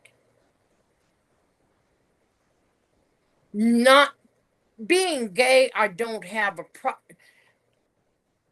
I can't even say I don't have a problem. I don't care. I don't give a royal rat's ass who you sleep with in your room unless they're a 10-year-old child. And I have heard more than once about the people who walked out in that parking lot and caught Pat Patterson giving a 10-year-old child a blowjob. And just because you're gay does not make you a pedophile. He was a pedophile first. Him being gay had nothing to do with his wanting children. I have friends that, Just like Grizzly Smith. There's another pedophile for you. you know what, and what makes me sad about that, and I'm not sure if we've talked about that. I used to worship the ground Grizzly Smith walked on. And then I heard and saw what happened. And I don't even mention his name anymore up until you mentioned it. I'm not going to put over a pedophile. You know, if you read my book, my life was governed by a pedophile for over 12 years. Yep. And unfortunately, my mother, Petrie is her name because she's a petri dish I was formed in, would put, excuse me, folks, for this being so rough, would put a swinging piece of meat in front of her children. And when I heard what Grizzly had done, it just it didn't break my heart. It pissed me off. You know, just like it did. You know, Pat Patterson could have been as gay as he wanted to be. I wouldn't care. Chris Colt was one of my best friends, and everybody says Pat Patterson was the first wrestler to come out as gay. They lie. Chris Colt came out in the late 70s, early 80s as gay, and nobody cared.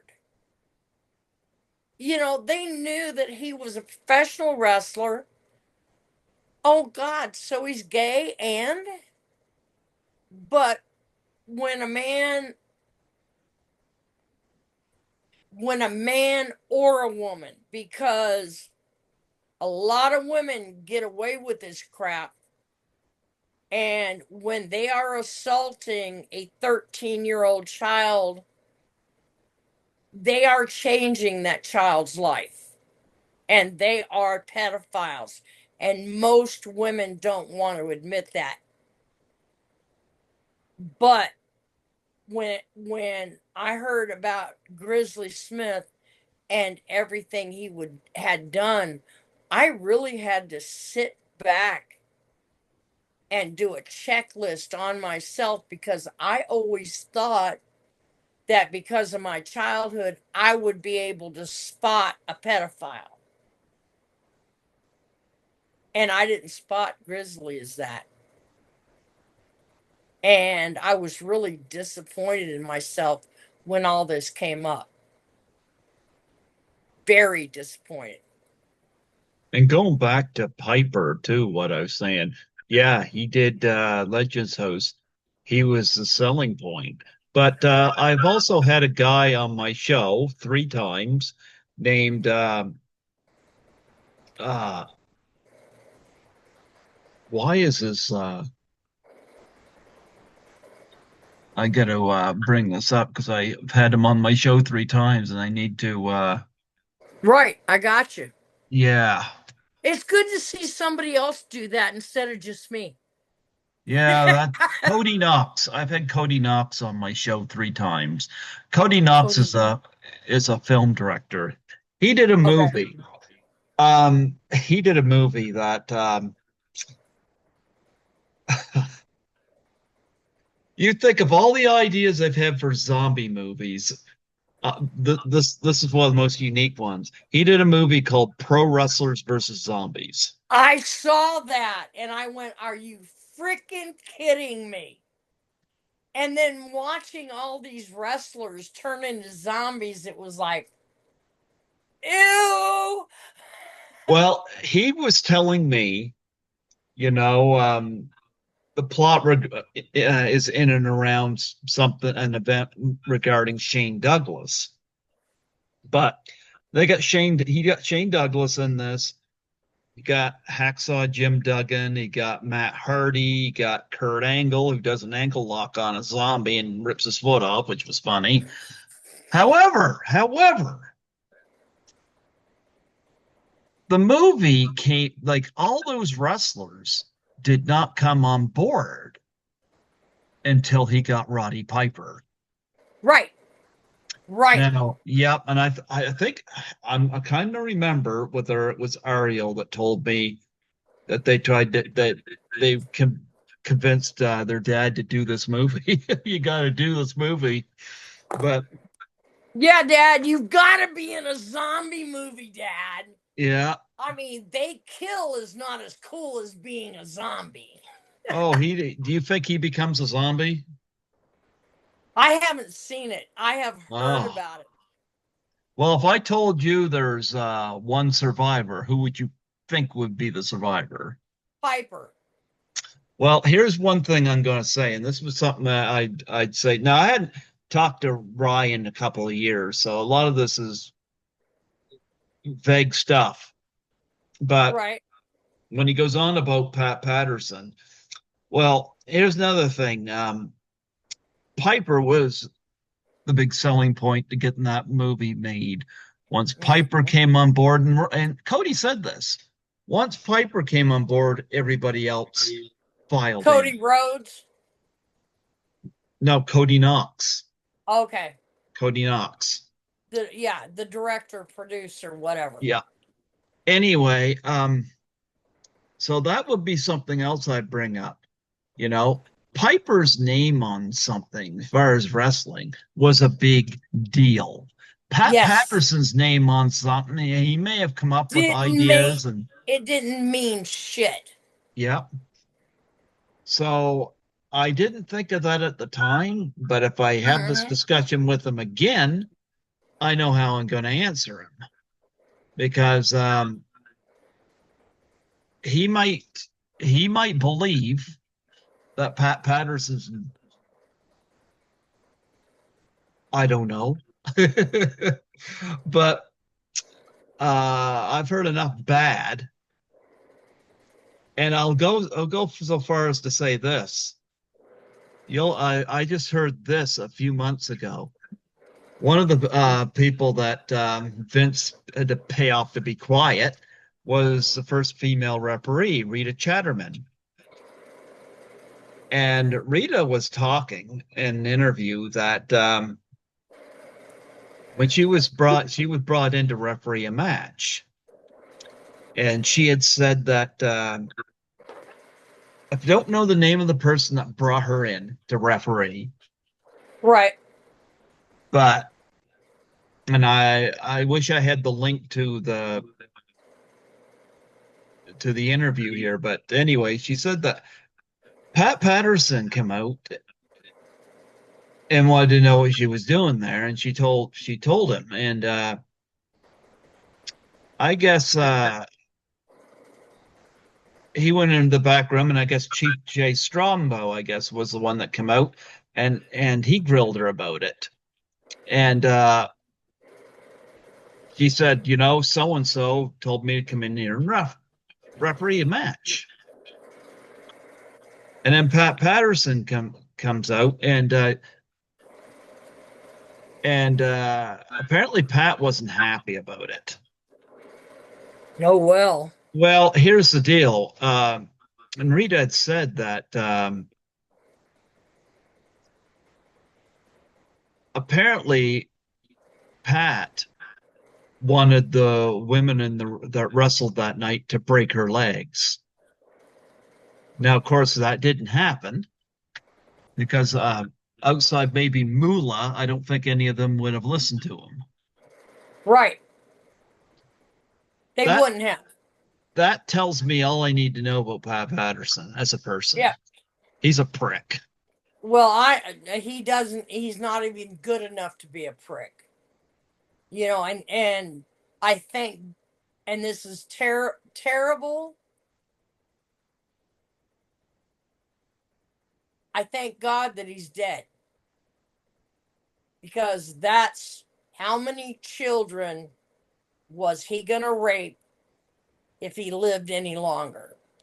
And he was fired because, I believe, of the Donahue, what was his first name? Phil Donahue?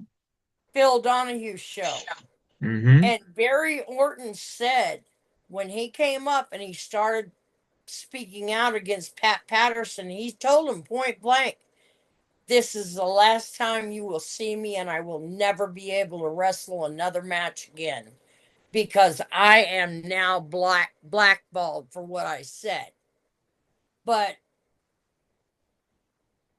and then there was somebody out there, I can't remember who it was, that came up to the podium,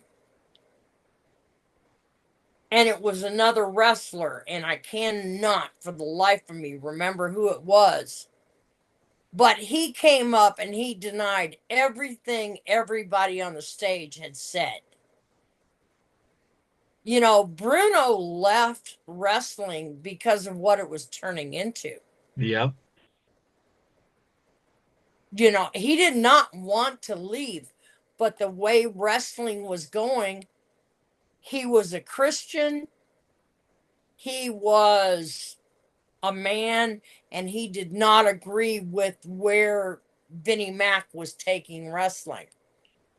And it's really sad. When I saw that interview with Pipe on it, my heart literally broke, because Pipe was a very good friend of mine, and him and Don, like I said, Don Morocco, Seeking Alpha. When I came into a town, they took care of us girls. You know, this is where you got to go, and we didn't have GPS then, because thank God, we didn't have cell phones. Thank you, Lord. Appreciate it. But it was just, we were taken care of. And then to realize, the look in Piper's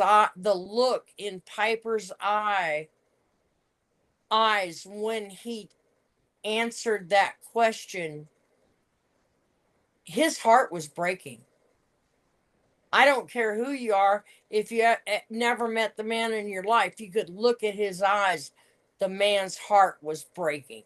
He could not say what he wanted to say, because he was working for the WWF at the time, and he had a family to take care of. He had a new house in Portland, and he could not afford to be fired at the time. He mentioned also Lord Alfred Hayes. Now, it's funny. There was a segment, I've only seen it once, Right? and where Vince used to do his Tuesday Night Titans, and he was out I there think I've seen that once or twice. with Lord Alfred Hayes was out there with the co-host with Lord Alfred Hayes, and Roddy Piper come out there. I think he was with Cowboy Bob Orton, and Very well. and Piper was doing his stick out there, and I don't know whether something got real, but it was oddly out of place where Piper said something, and Vince was trying to counter it, and I don't know whether something was going off script.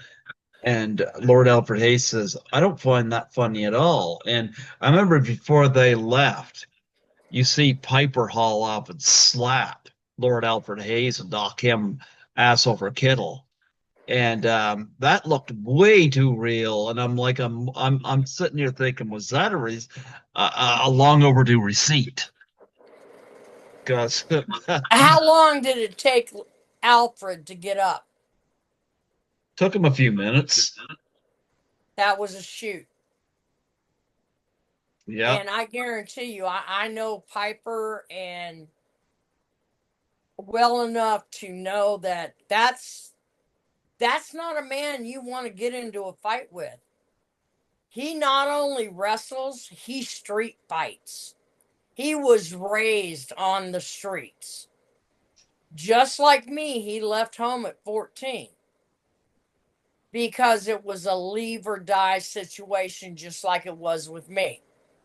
And when that happens, it's like, and I still do it to this day. If I get seriously upset, I go black. And the only thing that I can see is there's a crosshair right here, you know, and Piper's that way too. And I believe, it comes from every human has the fight or flight syndrome. No, no, that's not true. I only have fight. I don't have flight. Piper's the same way. And when I saw him do that interview, it was like I really it broke my freaking heart yeah, because I know he had something to say, but I also know he couldn't say it because he needed to keep his job in order to support his family. yeah. But anyway, where was I going with this? Aha, left turn, Clyde. Yeah, I just turned 53 July 8th, so age is catching up with me. But nonetheless, I hear some of this stuff, and then you get the deniers. Now, as far as that out of the ring documentary goes, I know what the Rye was trying to do with it. That's fine. With the sexuality and wrestling and stuff, I get it. I But don't. Pat Patterson, I'm sorry, the praise is outside the way he booked. Like, yeah, I guess he come up with the Royal Rumble and whatnot. Outside Right? that, the praise stops with him. I'm sorry, but I don't care if you can make me $1 million. If you're a pedophile, Hmm. I don't need your help. I really don't. And a lot of people have the misconception that because you're a gay male or a gay female, Hmm. that you're a pedophile. That is not true. Yeah. Um, I know Chris Colt was queerer than a $3 bill, and I can say that because he was one of my friends, but he wasn't a pedophile. And everybody says, oh, Pat Patterson was the first one to come out gay. Nuh-uh. Oh, jeepers. Lee Cole, of course, his brother Tom committed suicide and in and around this kind of shit with Pat Patterson and whatnot. And he's like I said, his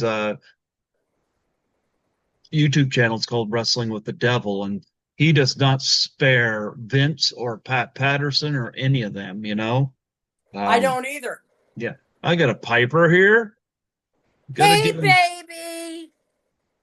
I've got one in my room. Is that the same one I've got in my room? Somebody Yeah, gave I me. don't have a kilt with him though. I haven't got him with the accessory, but would you say, hey, baby? Cheeky The Iron baby. Sheik wants to know if you were calling for him. You are so wrong. You ain't right, but you ain't wrong. You are. No, I'm not right. Oh Are my. any of us right? I don't. I noticed they're making like big rubber guys, and Etsy has made some. I got a Mr. Perfect Kurt Hennig Etsy figure just like that. It was Really? just a second. I'll take him out here. Oh, where is he? Well, that see, Titan Toys What's was that? supposed to. Titan Toys was supposed to uh, put a bunch of us on wrestling. Yep, I hear Wrestling you. figures. And from what I found out, hang on a minute. There's my.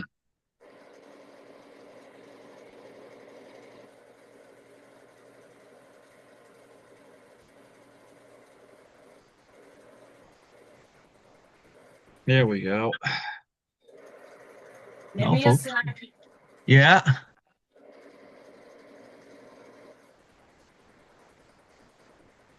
Be careful when you open your closet. I know you got stacks and stacks of Iron Sheik figures in there. Oh, I've got them all over the wall, but I made sure the picture was pointed the other way. There you go. Give me a second. I'll show you my Piper. Yeah. Ouch. Oh, wow. And Yeah, I've it's got the kilt.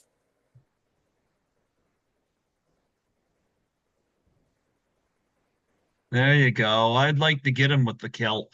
Eventually, I might. Here's Mr. Perfect. Etsy did Oh my this. God. He's got a towel that comes with him. It kind of fell off in the bin there, but That actually looks very good. yeah. Who's making these? This was Random Treasures on Etsy. Uh huh. Yeah. This was costly, but I got this one, but they've done a lot. They did Abdullah the Butcher. Right. Yeah. But What I want it's to get called random Random Treasures on Etsy treasures. and just put LJN wrestling figures, you know. But yeah, they did a good job on this Kurt Hennig figure. All right. Yeah. And oh, I can't find it. I've got like four Terry Funks. I was at Frightmare in the Falls last year. Uh huh. Uh, it's hard to find these with accessories, but I Right. finally found Terry Funk with a hat. Um, one of them's got the hat and they're in the bin somewhere, but I haven't found him with his branding iron yet. So I'm like, gee, I gotta get a fifth Terry Funk now. That's a lot of Armorella brawling. Every time you take him over your shoulder, they cut off the head. Yeah. There you go. There So you I go. haven't got him with the branding iron, but when I was there last time, I found a Terry Funk with his hat. So I grabbed him. I also found Jake the Snake with his snake. So I've got Oh, nice. so I got two Jake the Snakes here now. I got him with his snake, but it's hard to get them with their Gimmicks. accessories. Yeah, Right. very hard. I truly wish that you could have seen Cheryl and Jake together. I mean, I choked up, and I don't choke, but Well, I heard you choked watching. up when you're around Jim Cornette. You Oh, wait a should have. minute. You choke him. That's right. That's right. He's on the bottom. I'm on the top. I am the princess. Yeah. But um oh, now you done. Now you went there and you made me lose my train of thought. Shame on you. We're talking about Jim Cornette. And you were getting flustered there and hearts were going around your I head. know I miss my baby boy. Um, don't spit it out. I almost got you. I was this far away, There you go.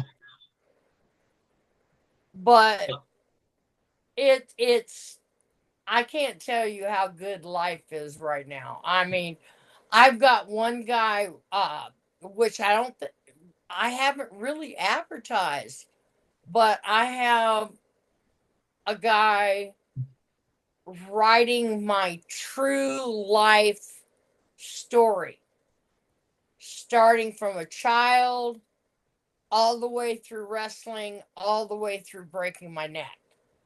And this is not going to be 204 pages. This is Is going to this the be one where you're 300. going? Is this the one where you're finally going to tell us who you liked more, Iron Sheik or Jim Cornette? Is this the one where you're finally Yes, going to admit? yes, but you got to read the book to figure it out. Big Rubber Guys is the other company that's making wrestling LGNs like the rubber ones. They're the ones Right. making Bruiser Brody. So Oh, yeah. yeah. So yeah, Barbara said, she's going to get one of those. But I I, think one of us should buy her one of those and send it to her. you I know don't what? think she That's a needs great to send the idea. money. I don't think she needs to spend the money. I think either the company should gift her one or we should get together and buy her one because Bar- I know I've said it 15 times in this interview. Barbara is one of the sweetest, strongest women I have ever met in my life.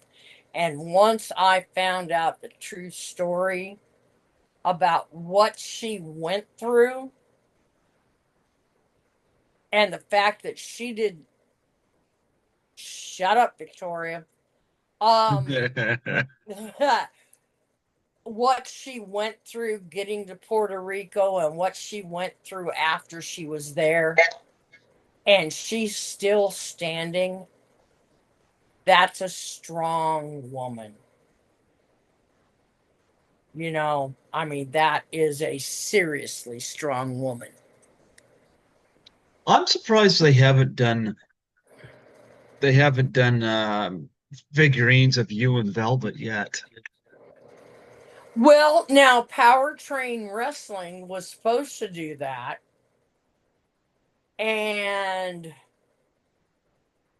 it was Greg Gagne and a few other people I won't mention, but one of those people was seriously messed over, and they only got the first series out, if that. And the person who put in a whole lot of money to get this done got screwed over. Oh wow. Yeah. Another friend of mine who I cannot mention his name until I get permission from him. But this person put in a lot, and I do mean a lot of money. And when I talked to him, he said, my main thing is getting you girls a way to make money now that you've retired or you've been injured. And he walked right into a brick wall. And they screwed him over big time, unfortunately. But that doesn't mean that it's all done, because once I get through with this that's going on in August with Shreveport and with Judy's book. Did I tell you that Scott Rushing is doing a book on Judy Martin as well? Yeah. Okay, just wanted to make sure. Once we get past what we've got to get past and I get a minute to breathe, I'm going to start looking for someone who can reasonably make these figures. And I know I've got someone who knows how to market them with Walmart, Amazon, and all that. But we've got to get all this other stuff finished first, because we don't need what we're at the toothpick or the straw that broke the camel's back. There's just too much going on right now. I need all of that to settle down after August 24th. Then I will talk to my partners, Tom and Scotty, and see what we can do with this. Because they had a great idea. Powertrain had a great idea. They came out with the 60s. They were supposed to go to the 70s and then the 80s. And after they supposedly came out with the 60s, people had pre ordered and they had not got anything. Wow. Right. And unfortunately, my friend did not expect that. And he has been refunding people their money, basically the way Scott Rushing has done with Abby's book, because that's the type of person he is. No, I didn't get the money, but you bought this because of my name, so I'm going to get the money to refund you.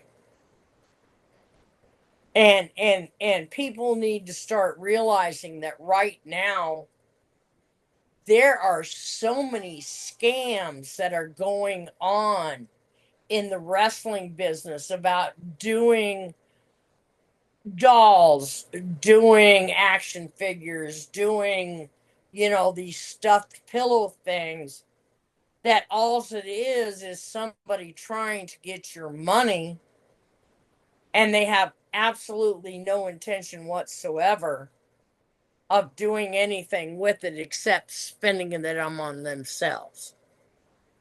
One thing I wanted to bring up, I know the last time that I had you on here, Yes, sir. I know you had some issues with Sabu, and we just lost Sabu at what was it, 60 years old? Yep. Yeah, this year. I was surprised to hear that, but Well, and one part of me regrets doing what I did with Sabu, calling him out, and see, originally I didn't call him out. I didn't put him out on Facebook. I did this to him privately on DM. hmm. And then he started making all these accusations about how I was a ring rat and I didn't know anything about the business. So then I posted it live, and from what I understand, a lot of people came down on his tail end. And from what I understand, since his wife died, what, 4 years ago, he just lost it. And unfortunately, he lost it really bad. But I had no other choice but to call him out when he started saying all this crap to me on private messenger. And I actually put it out there so maybe it would be a shock dollar, something that would shock him and bring him back up to the person everybody knew. And he died before that could happen. And I hate the fact that the last thing he ever heard from me was what I thought of him after what he had done to several of his good friends. Well, it needed to be said, but the same token, it's a two-person deal, like I'll give you a good example. I'm not happy where the Canadian election went this year. Uh, Right, yeah, I thought our former prime minister was the shits, and I'm not too impressed with this one either. right, But I've had people cut me off because I voted the other way, and I have my reasons for doing so. Now, those people that cut me off, they at some point we got to come to terms because it's not worth throwing friendships away, but I never threw anybody away. But right. you got that cut. So it's kind of like with this. You said what was needed to be said at the time, and it wasn't reciprocated. And but I know there's some regrets there, but still, it's Well, I have this saying that I tell friends of mine, people I truly care about, when we're doing a discussion and they're on this end of the scale and I'm on this end of the scale. Mhm. Okay, we need to um agree to disagree about this subject, because I'm not going to force you to believe what I believe. I can tell you why I believe that way, and you can choose your path same way. You cannot force me to believe what you believe. I can only choose my path. And I refuse, and this is three things, at least two things that I will not discuss, and that's religion and politics, because it's so volatile and you have so many people on this end of the scale, on this end of the scale. And to lose somebody as a friend over your belief in Donald Trump or Obama is such a sad thing. It's not funny. I hate to see that happen. And like I said, my favorite saying is, okay, at this point, we have to agree to disagree. I have a good friend of mine, Carmine DeSpirito. He had a really good relationship with Mula. And he kind of bucked up at one point, and then we met face to face at CAC, and we discussed what had happened with Mula and the girls.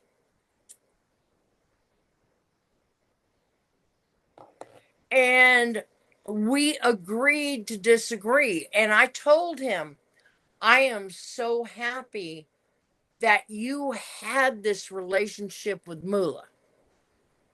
That does not mean I had the same relationship with her. But I'm very glad that you had this relationship with her. And Carmine is one of my best friends, you know. He keeps he keeps in touch with me. We don't discuss Mula because we've agreed to disagree. He had one, you know, way with Mula and I had the other way. But we have literally become friends over our disagreement about Mula. Hmm. So, like I said, that's why I tell people politics or religion. Number one, I won't discuss either one. Um, I believe in spiritual belief, not organized religion. And there's too much organized religion out there. Why are you giving a man money that has a 3.5 million dollar house? Why does he need your money? These are the people I have a problem with that Yeah. are religious. And I'm sure you do too. Yeah. Much Um agreement. Yep. I I mean, this agree. person that I'm talking about, and as soon as I say this, you know who I'm talking about. When Katrina hit, he closed his church down. I know who you're talking about. I know And exactly who you're talking about. and my thing is, you've got all of this going on. People need a place to stay, and you lock the doors to the church. What was interesting is that there was a guy who managed a mattress store, and he opened his doors so that people would have a place to sleep. These were brand new mattresses that he wasn't going to be able to sell. But Right. because he had humility, he allowed people to come in there and sleep and take this He little gave bit of them a place to stay during hell on yeah. earth. And So yet, a supposable preacher closes his church. And to me, that's what's wrong with religion. And there's two of them in South Carolina, that do the same thing. And why does a person who, like I said, and I'll say it a million times, why does a person who lives in a multi-million-dollar home is getting chauffeured in his own limousine from here to here in his own jet? Why? Why? Where does religion come in here? Why are and you not taking this money and helping these people that are on the street, that are sleeping in tents, that need help? They're not lazy, they're not drug addicts. It's just that, like with me, when I was in Portland and I left my sister's house, I tried to find a place to rent. Now I get a little over $1,400 in Social Security and disability, but your cheapest place you could find to rent was $1,600, and that was for a studio and did not include the $100 a month I had to pay for each dog. And I ended up homeless for 3 weeks. I slept for 3 weeks in my car with my babies, Sunny and Shadow. Why aren't you there? Why are you not at these rest areas, and I saw, oh my God, I saw this one woman.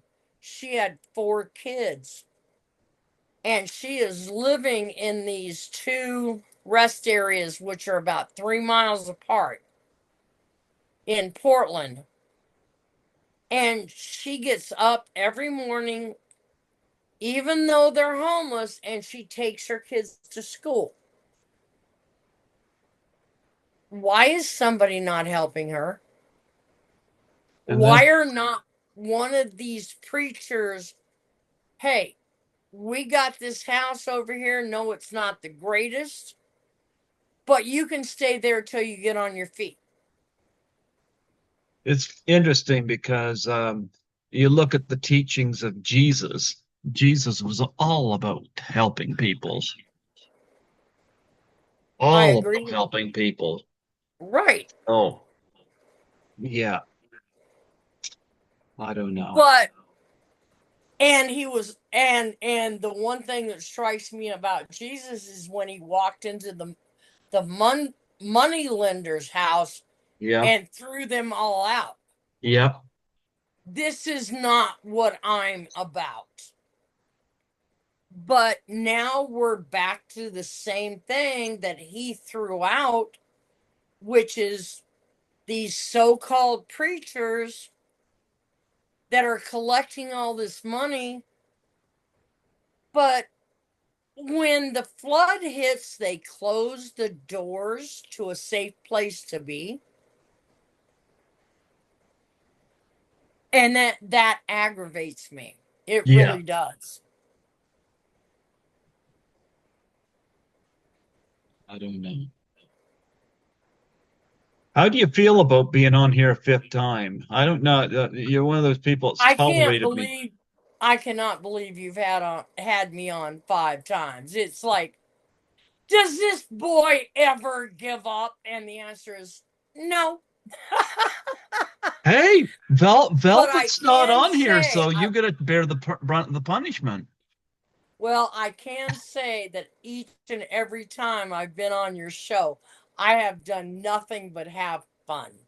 I love having you on here. Like I said, a shout out to Velvet McIntyre because if it hadn't have been for her, I wouldn't have discovered you. And actually, my brother's apartment. We watch a lot of wrestling on YouTube, and we've watched some of your matches. Yeah.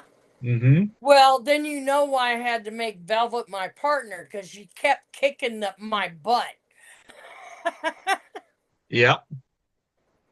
Oh, I But loved it when you would get Irish whipped into the ropes and you duck a clothesline, and then one of the opponents on the other tag team opponents on the other end would grab your pigtails and you would go up in the air and and I land go on the boom, mat. right, right. Oh my Uh, goodness.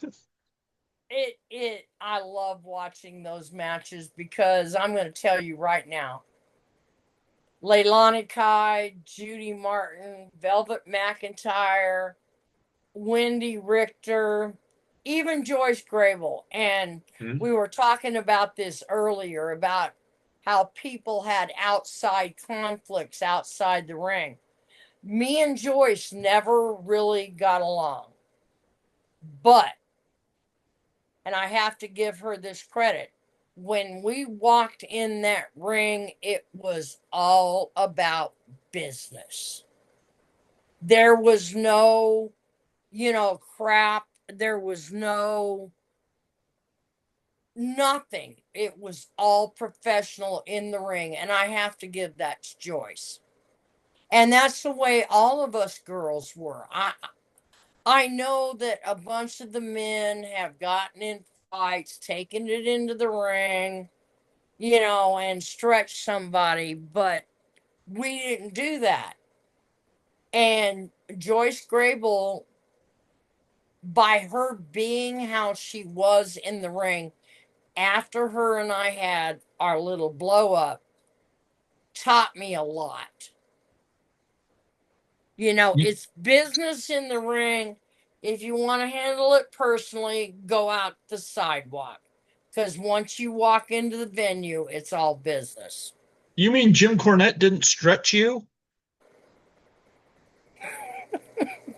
I love the way you just kind of looked away innocently. That was cute there, little brother. That was cute. And you're proud of it too. You're right, I am. That What do was you think good. about Jesse the Body Ventura coming in to do commentary at Saturday night's main event? I'll tell you, it's far better commentary than I hear in modern day. If you have a wrestler doing commentary, that wrestler knows every move, all of that, and they're going to do better as a commentator than somebody else who's never been in that ring. I love heel commentators. Like Jesse Ventura was a great heel commentator. Him and Gorilla Monsoon going back and forth, Oh and God, then yeah. then Bobby the Brain Heenan come in there. Gorilla Monsoon, Bobby Heenan, that was such gold between Oh, those they two. they were like, that was magic. That was the Yep. same thing that Velvet and I had in the ring. Mm-hmm. Whether we were wrestling each other or we were a tag team against somebody else, there was magic in it. And Yeah. Monsoon and Heenan, and you see them checking into a motel. Yeah. And yeah, I mean, I love it. right? Me too. Me too. And I got blessed. In 2013, I went to Rhode Island. Bobby was there.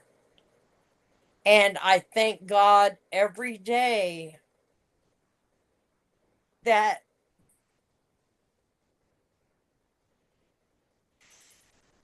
he didn't see me before I saw him. I saw him first and I turned around and I got my shit together because this was after he had his jawbone and all removed. Yeah. And somebody was pushing. Now, I went to this Rhode Island WrestleCon or Comic Con or whatever it was.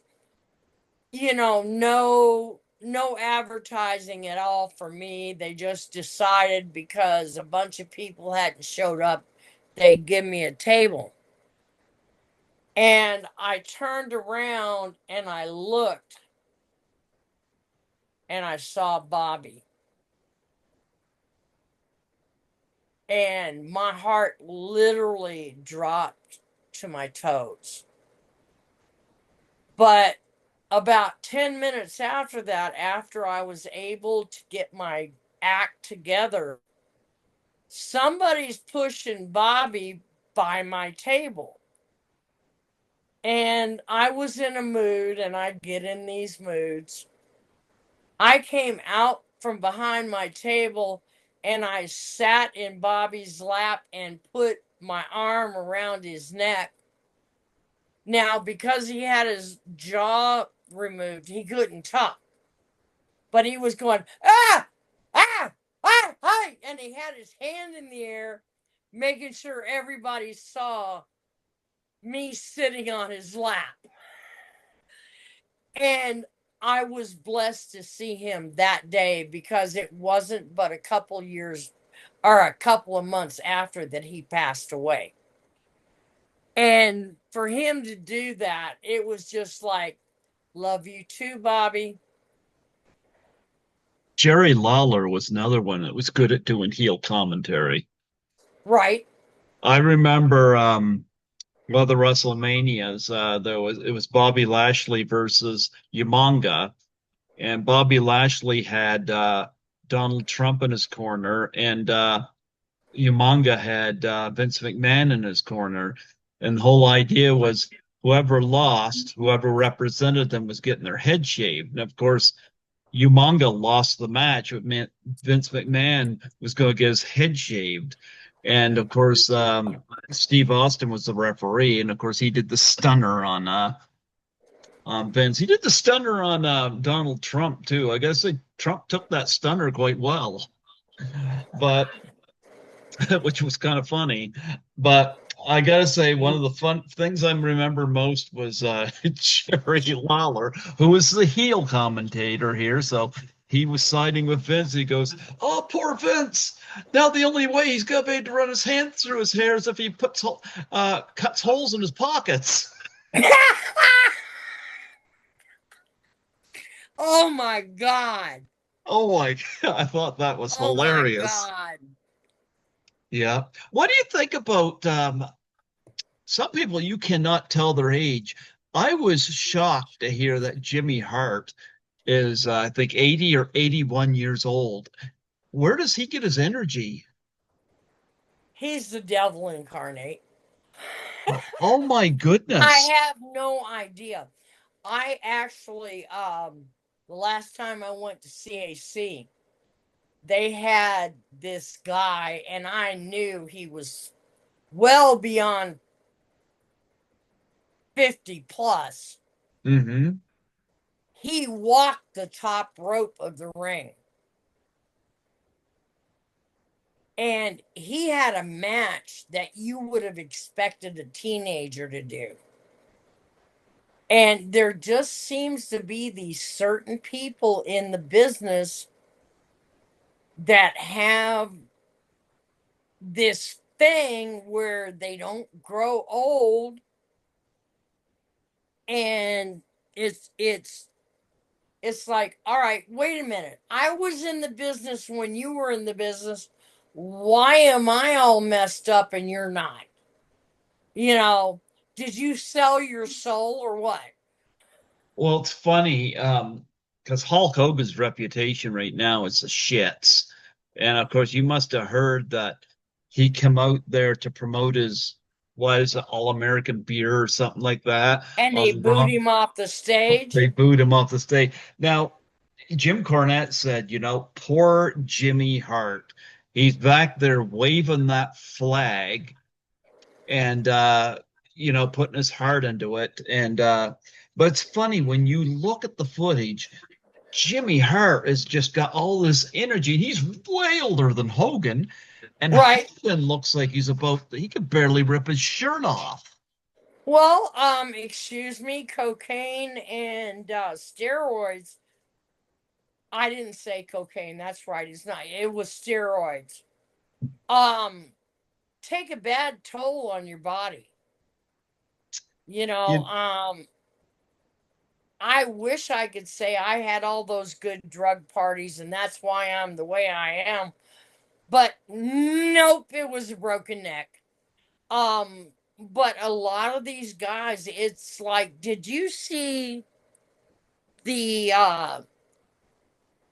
the show where Piper and Flair switched wives and yeah, girlfriends? yeah. Do you remember the last scene where Piper said, "Brother, it's time to slow down. We're too old for this." And he went on begging Rick to stop what he was doing. And then the first one to die is Piper.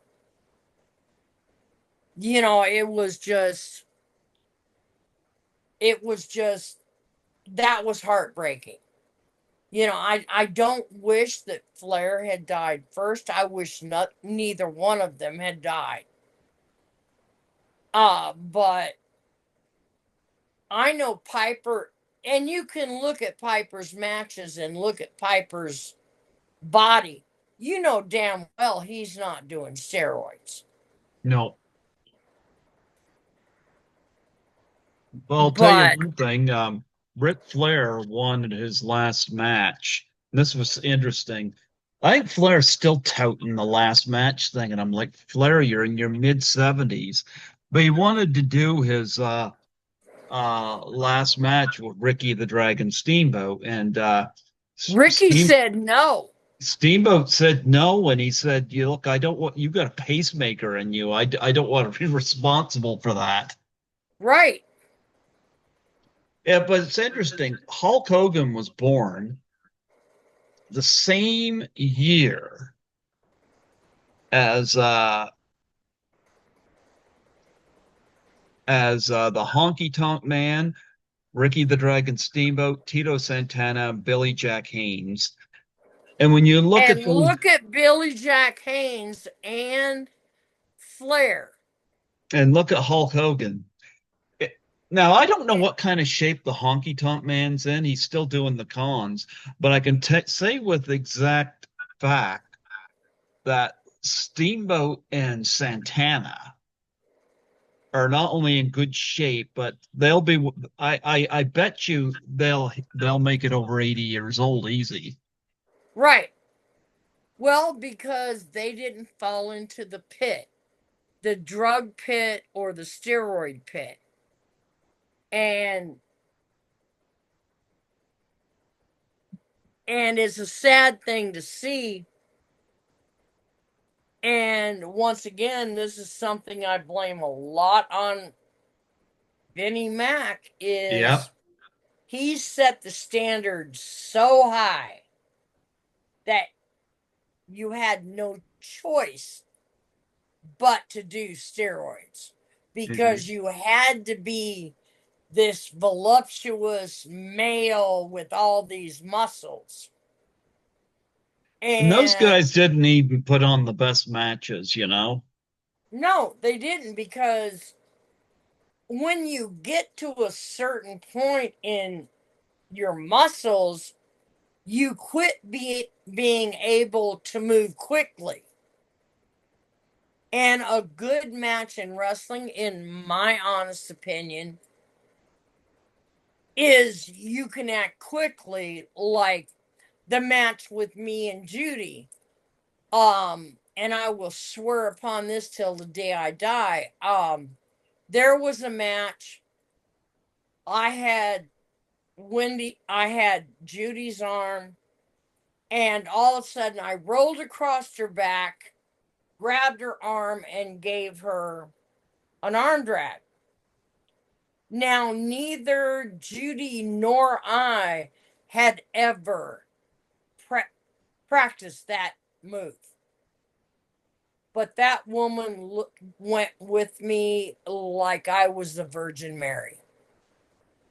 And the guys, they're not doing that. They are so worried about, oh, I can't put him over, and I can't put him over, and I can't do this, and I can't. I'm sorry. It's not whether you win or lose, it's how you play the game. Hmm. Have you got this crowd in your story? And it's really it's really sad to see that no, they don't. I think People one are of the best examples is Terry Funk, because Terry Funk could win or he could lose, but he's going to, you're going to be talking about him because of what he does. You right. know?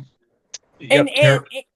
I'm the same way. I would rather be on the mat flip flopping like a fish than running ropes.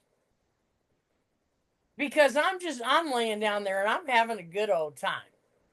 Well, she kicked me in the shoulder. I got to flop this way. I was wasting no energy. But what we did, the fans enjoyed. To me, some of the best in the ring were guys like Ricky Steamboat comes to mind, Yep. Bret Hart, Yep. Dynamite Kid, Yep. uh, Kurt Hennig, Oh like yeah. these guys going around that ring and doing the stuff they did, you know. And I'm sure there's others I'm not thinking about, you know, but a lot of I like watching guys like that because it's like all over the place, you know. I love And that. you never ever see the same match twice. No. Because they walk out in the ring, they know the first move after the hookup, they know the high spot, and they know the finish. Everything in between is what they're reading from the crowd. And kids aren't doing this day. They're now, oh, I got to get my this in and my that in and my, oh, this other thing I need to get in. I'm going, no, what you need to do is look at the fans, listen to them, and find out what they want. Yeah. Yeah. Vince was never good at listening to the fans. No, he never was. He was, yeah. He did what he wanted to do. And that's why I say, why was everybody so surprised to find out how he treated women outside the ring after they saw what he treated women inside the ring? Yeah. Well, tell me, you want to advertise your show you're going to, upcoming show again? Yes, sir. I will be at GeekCon, GEEK in Shreveport, Arizona.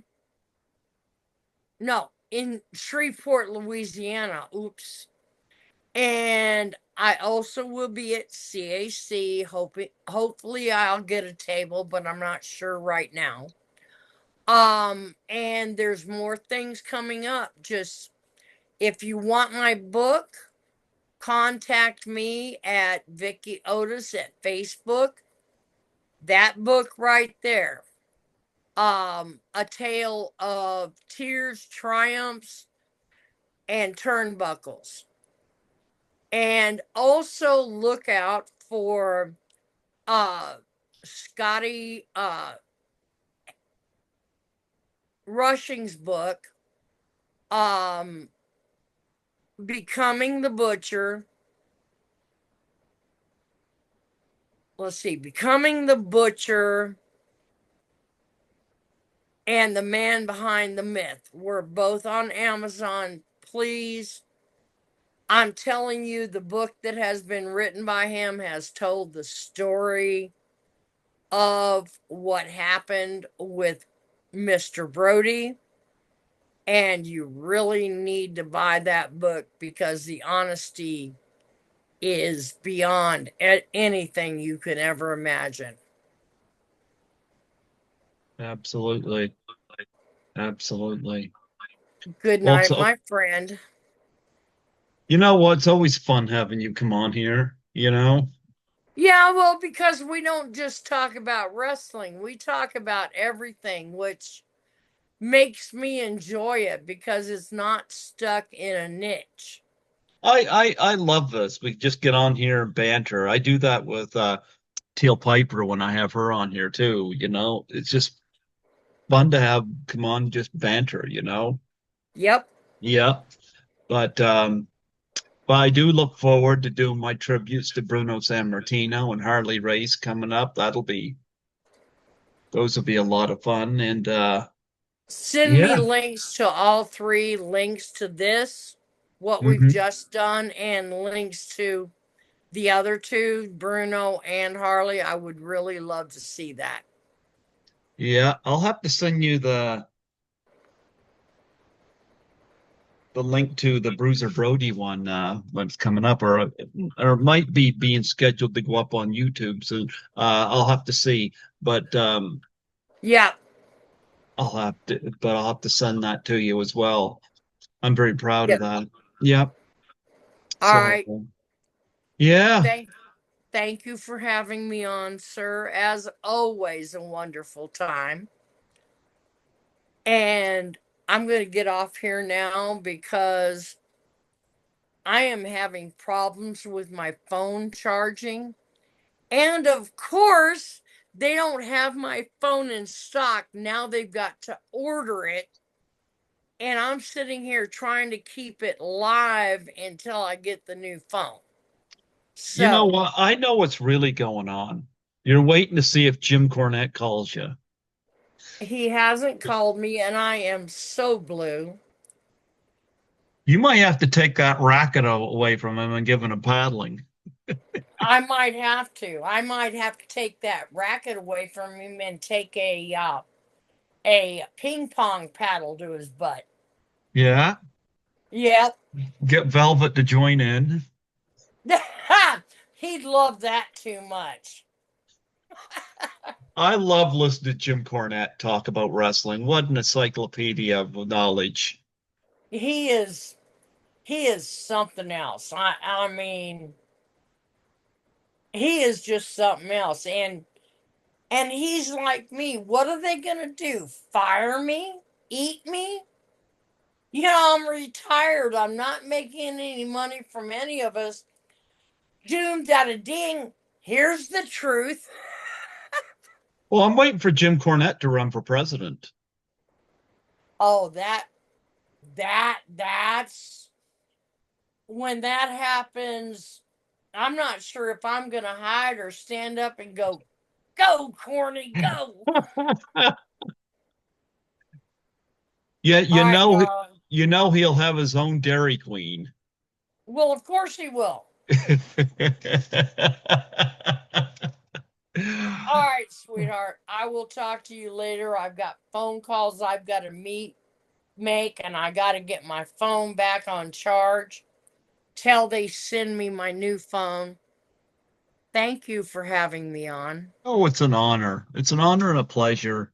I love having you on and always appreciate it. Love doing the banter online with you, and always fun. When you go Always. and when you go to these events, you give Barbara my love. Oh, I will. Yeah, and definitely No give doubt. and definitely give Velvet my love. I'm trying to get her to come down to the States so her and I can be in the same room for the first time in 40 years. Do you know what kind of money that would draw? She cooks a lot. That I do know. Cooks a lot, grows her own food, has a bear stick so she can walk into the woods to pick blackberries. How many women do you know are that tough? Exactly. All right, Maybe darling. back in the day, Sherry Martel. Right. Hmm. Oh, oh. All right. I will talk to you later. All right, darling? All right. You have a good one. Oh, you weren't having a I Jim will. Cornette moment, were you? No, I'm just having issues right now. I'm having what I call lightning strikes, and mm, Yeah, I know it's those just feelings. right. Well, Mm. with that said, I bid you a wonderful day. And yeah, we'll be in touch. And you have yourself a wonderful summer and you have fun at those events. Oh, I'm going to, and you have a great day. Thank you for Absolutely. having me on once again. Absolutely.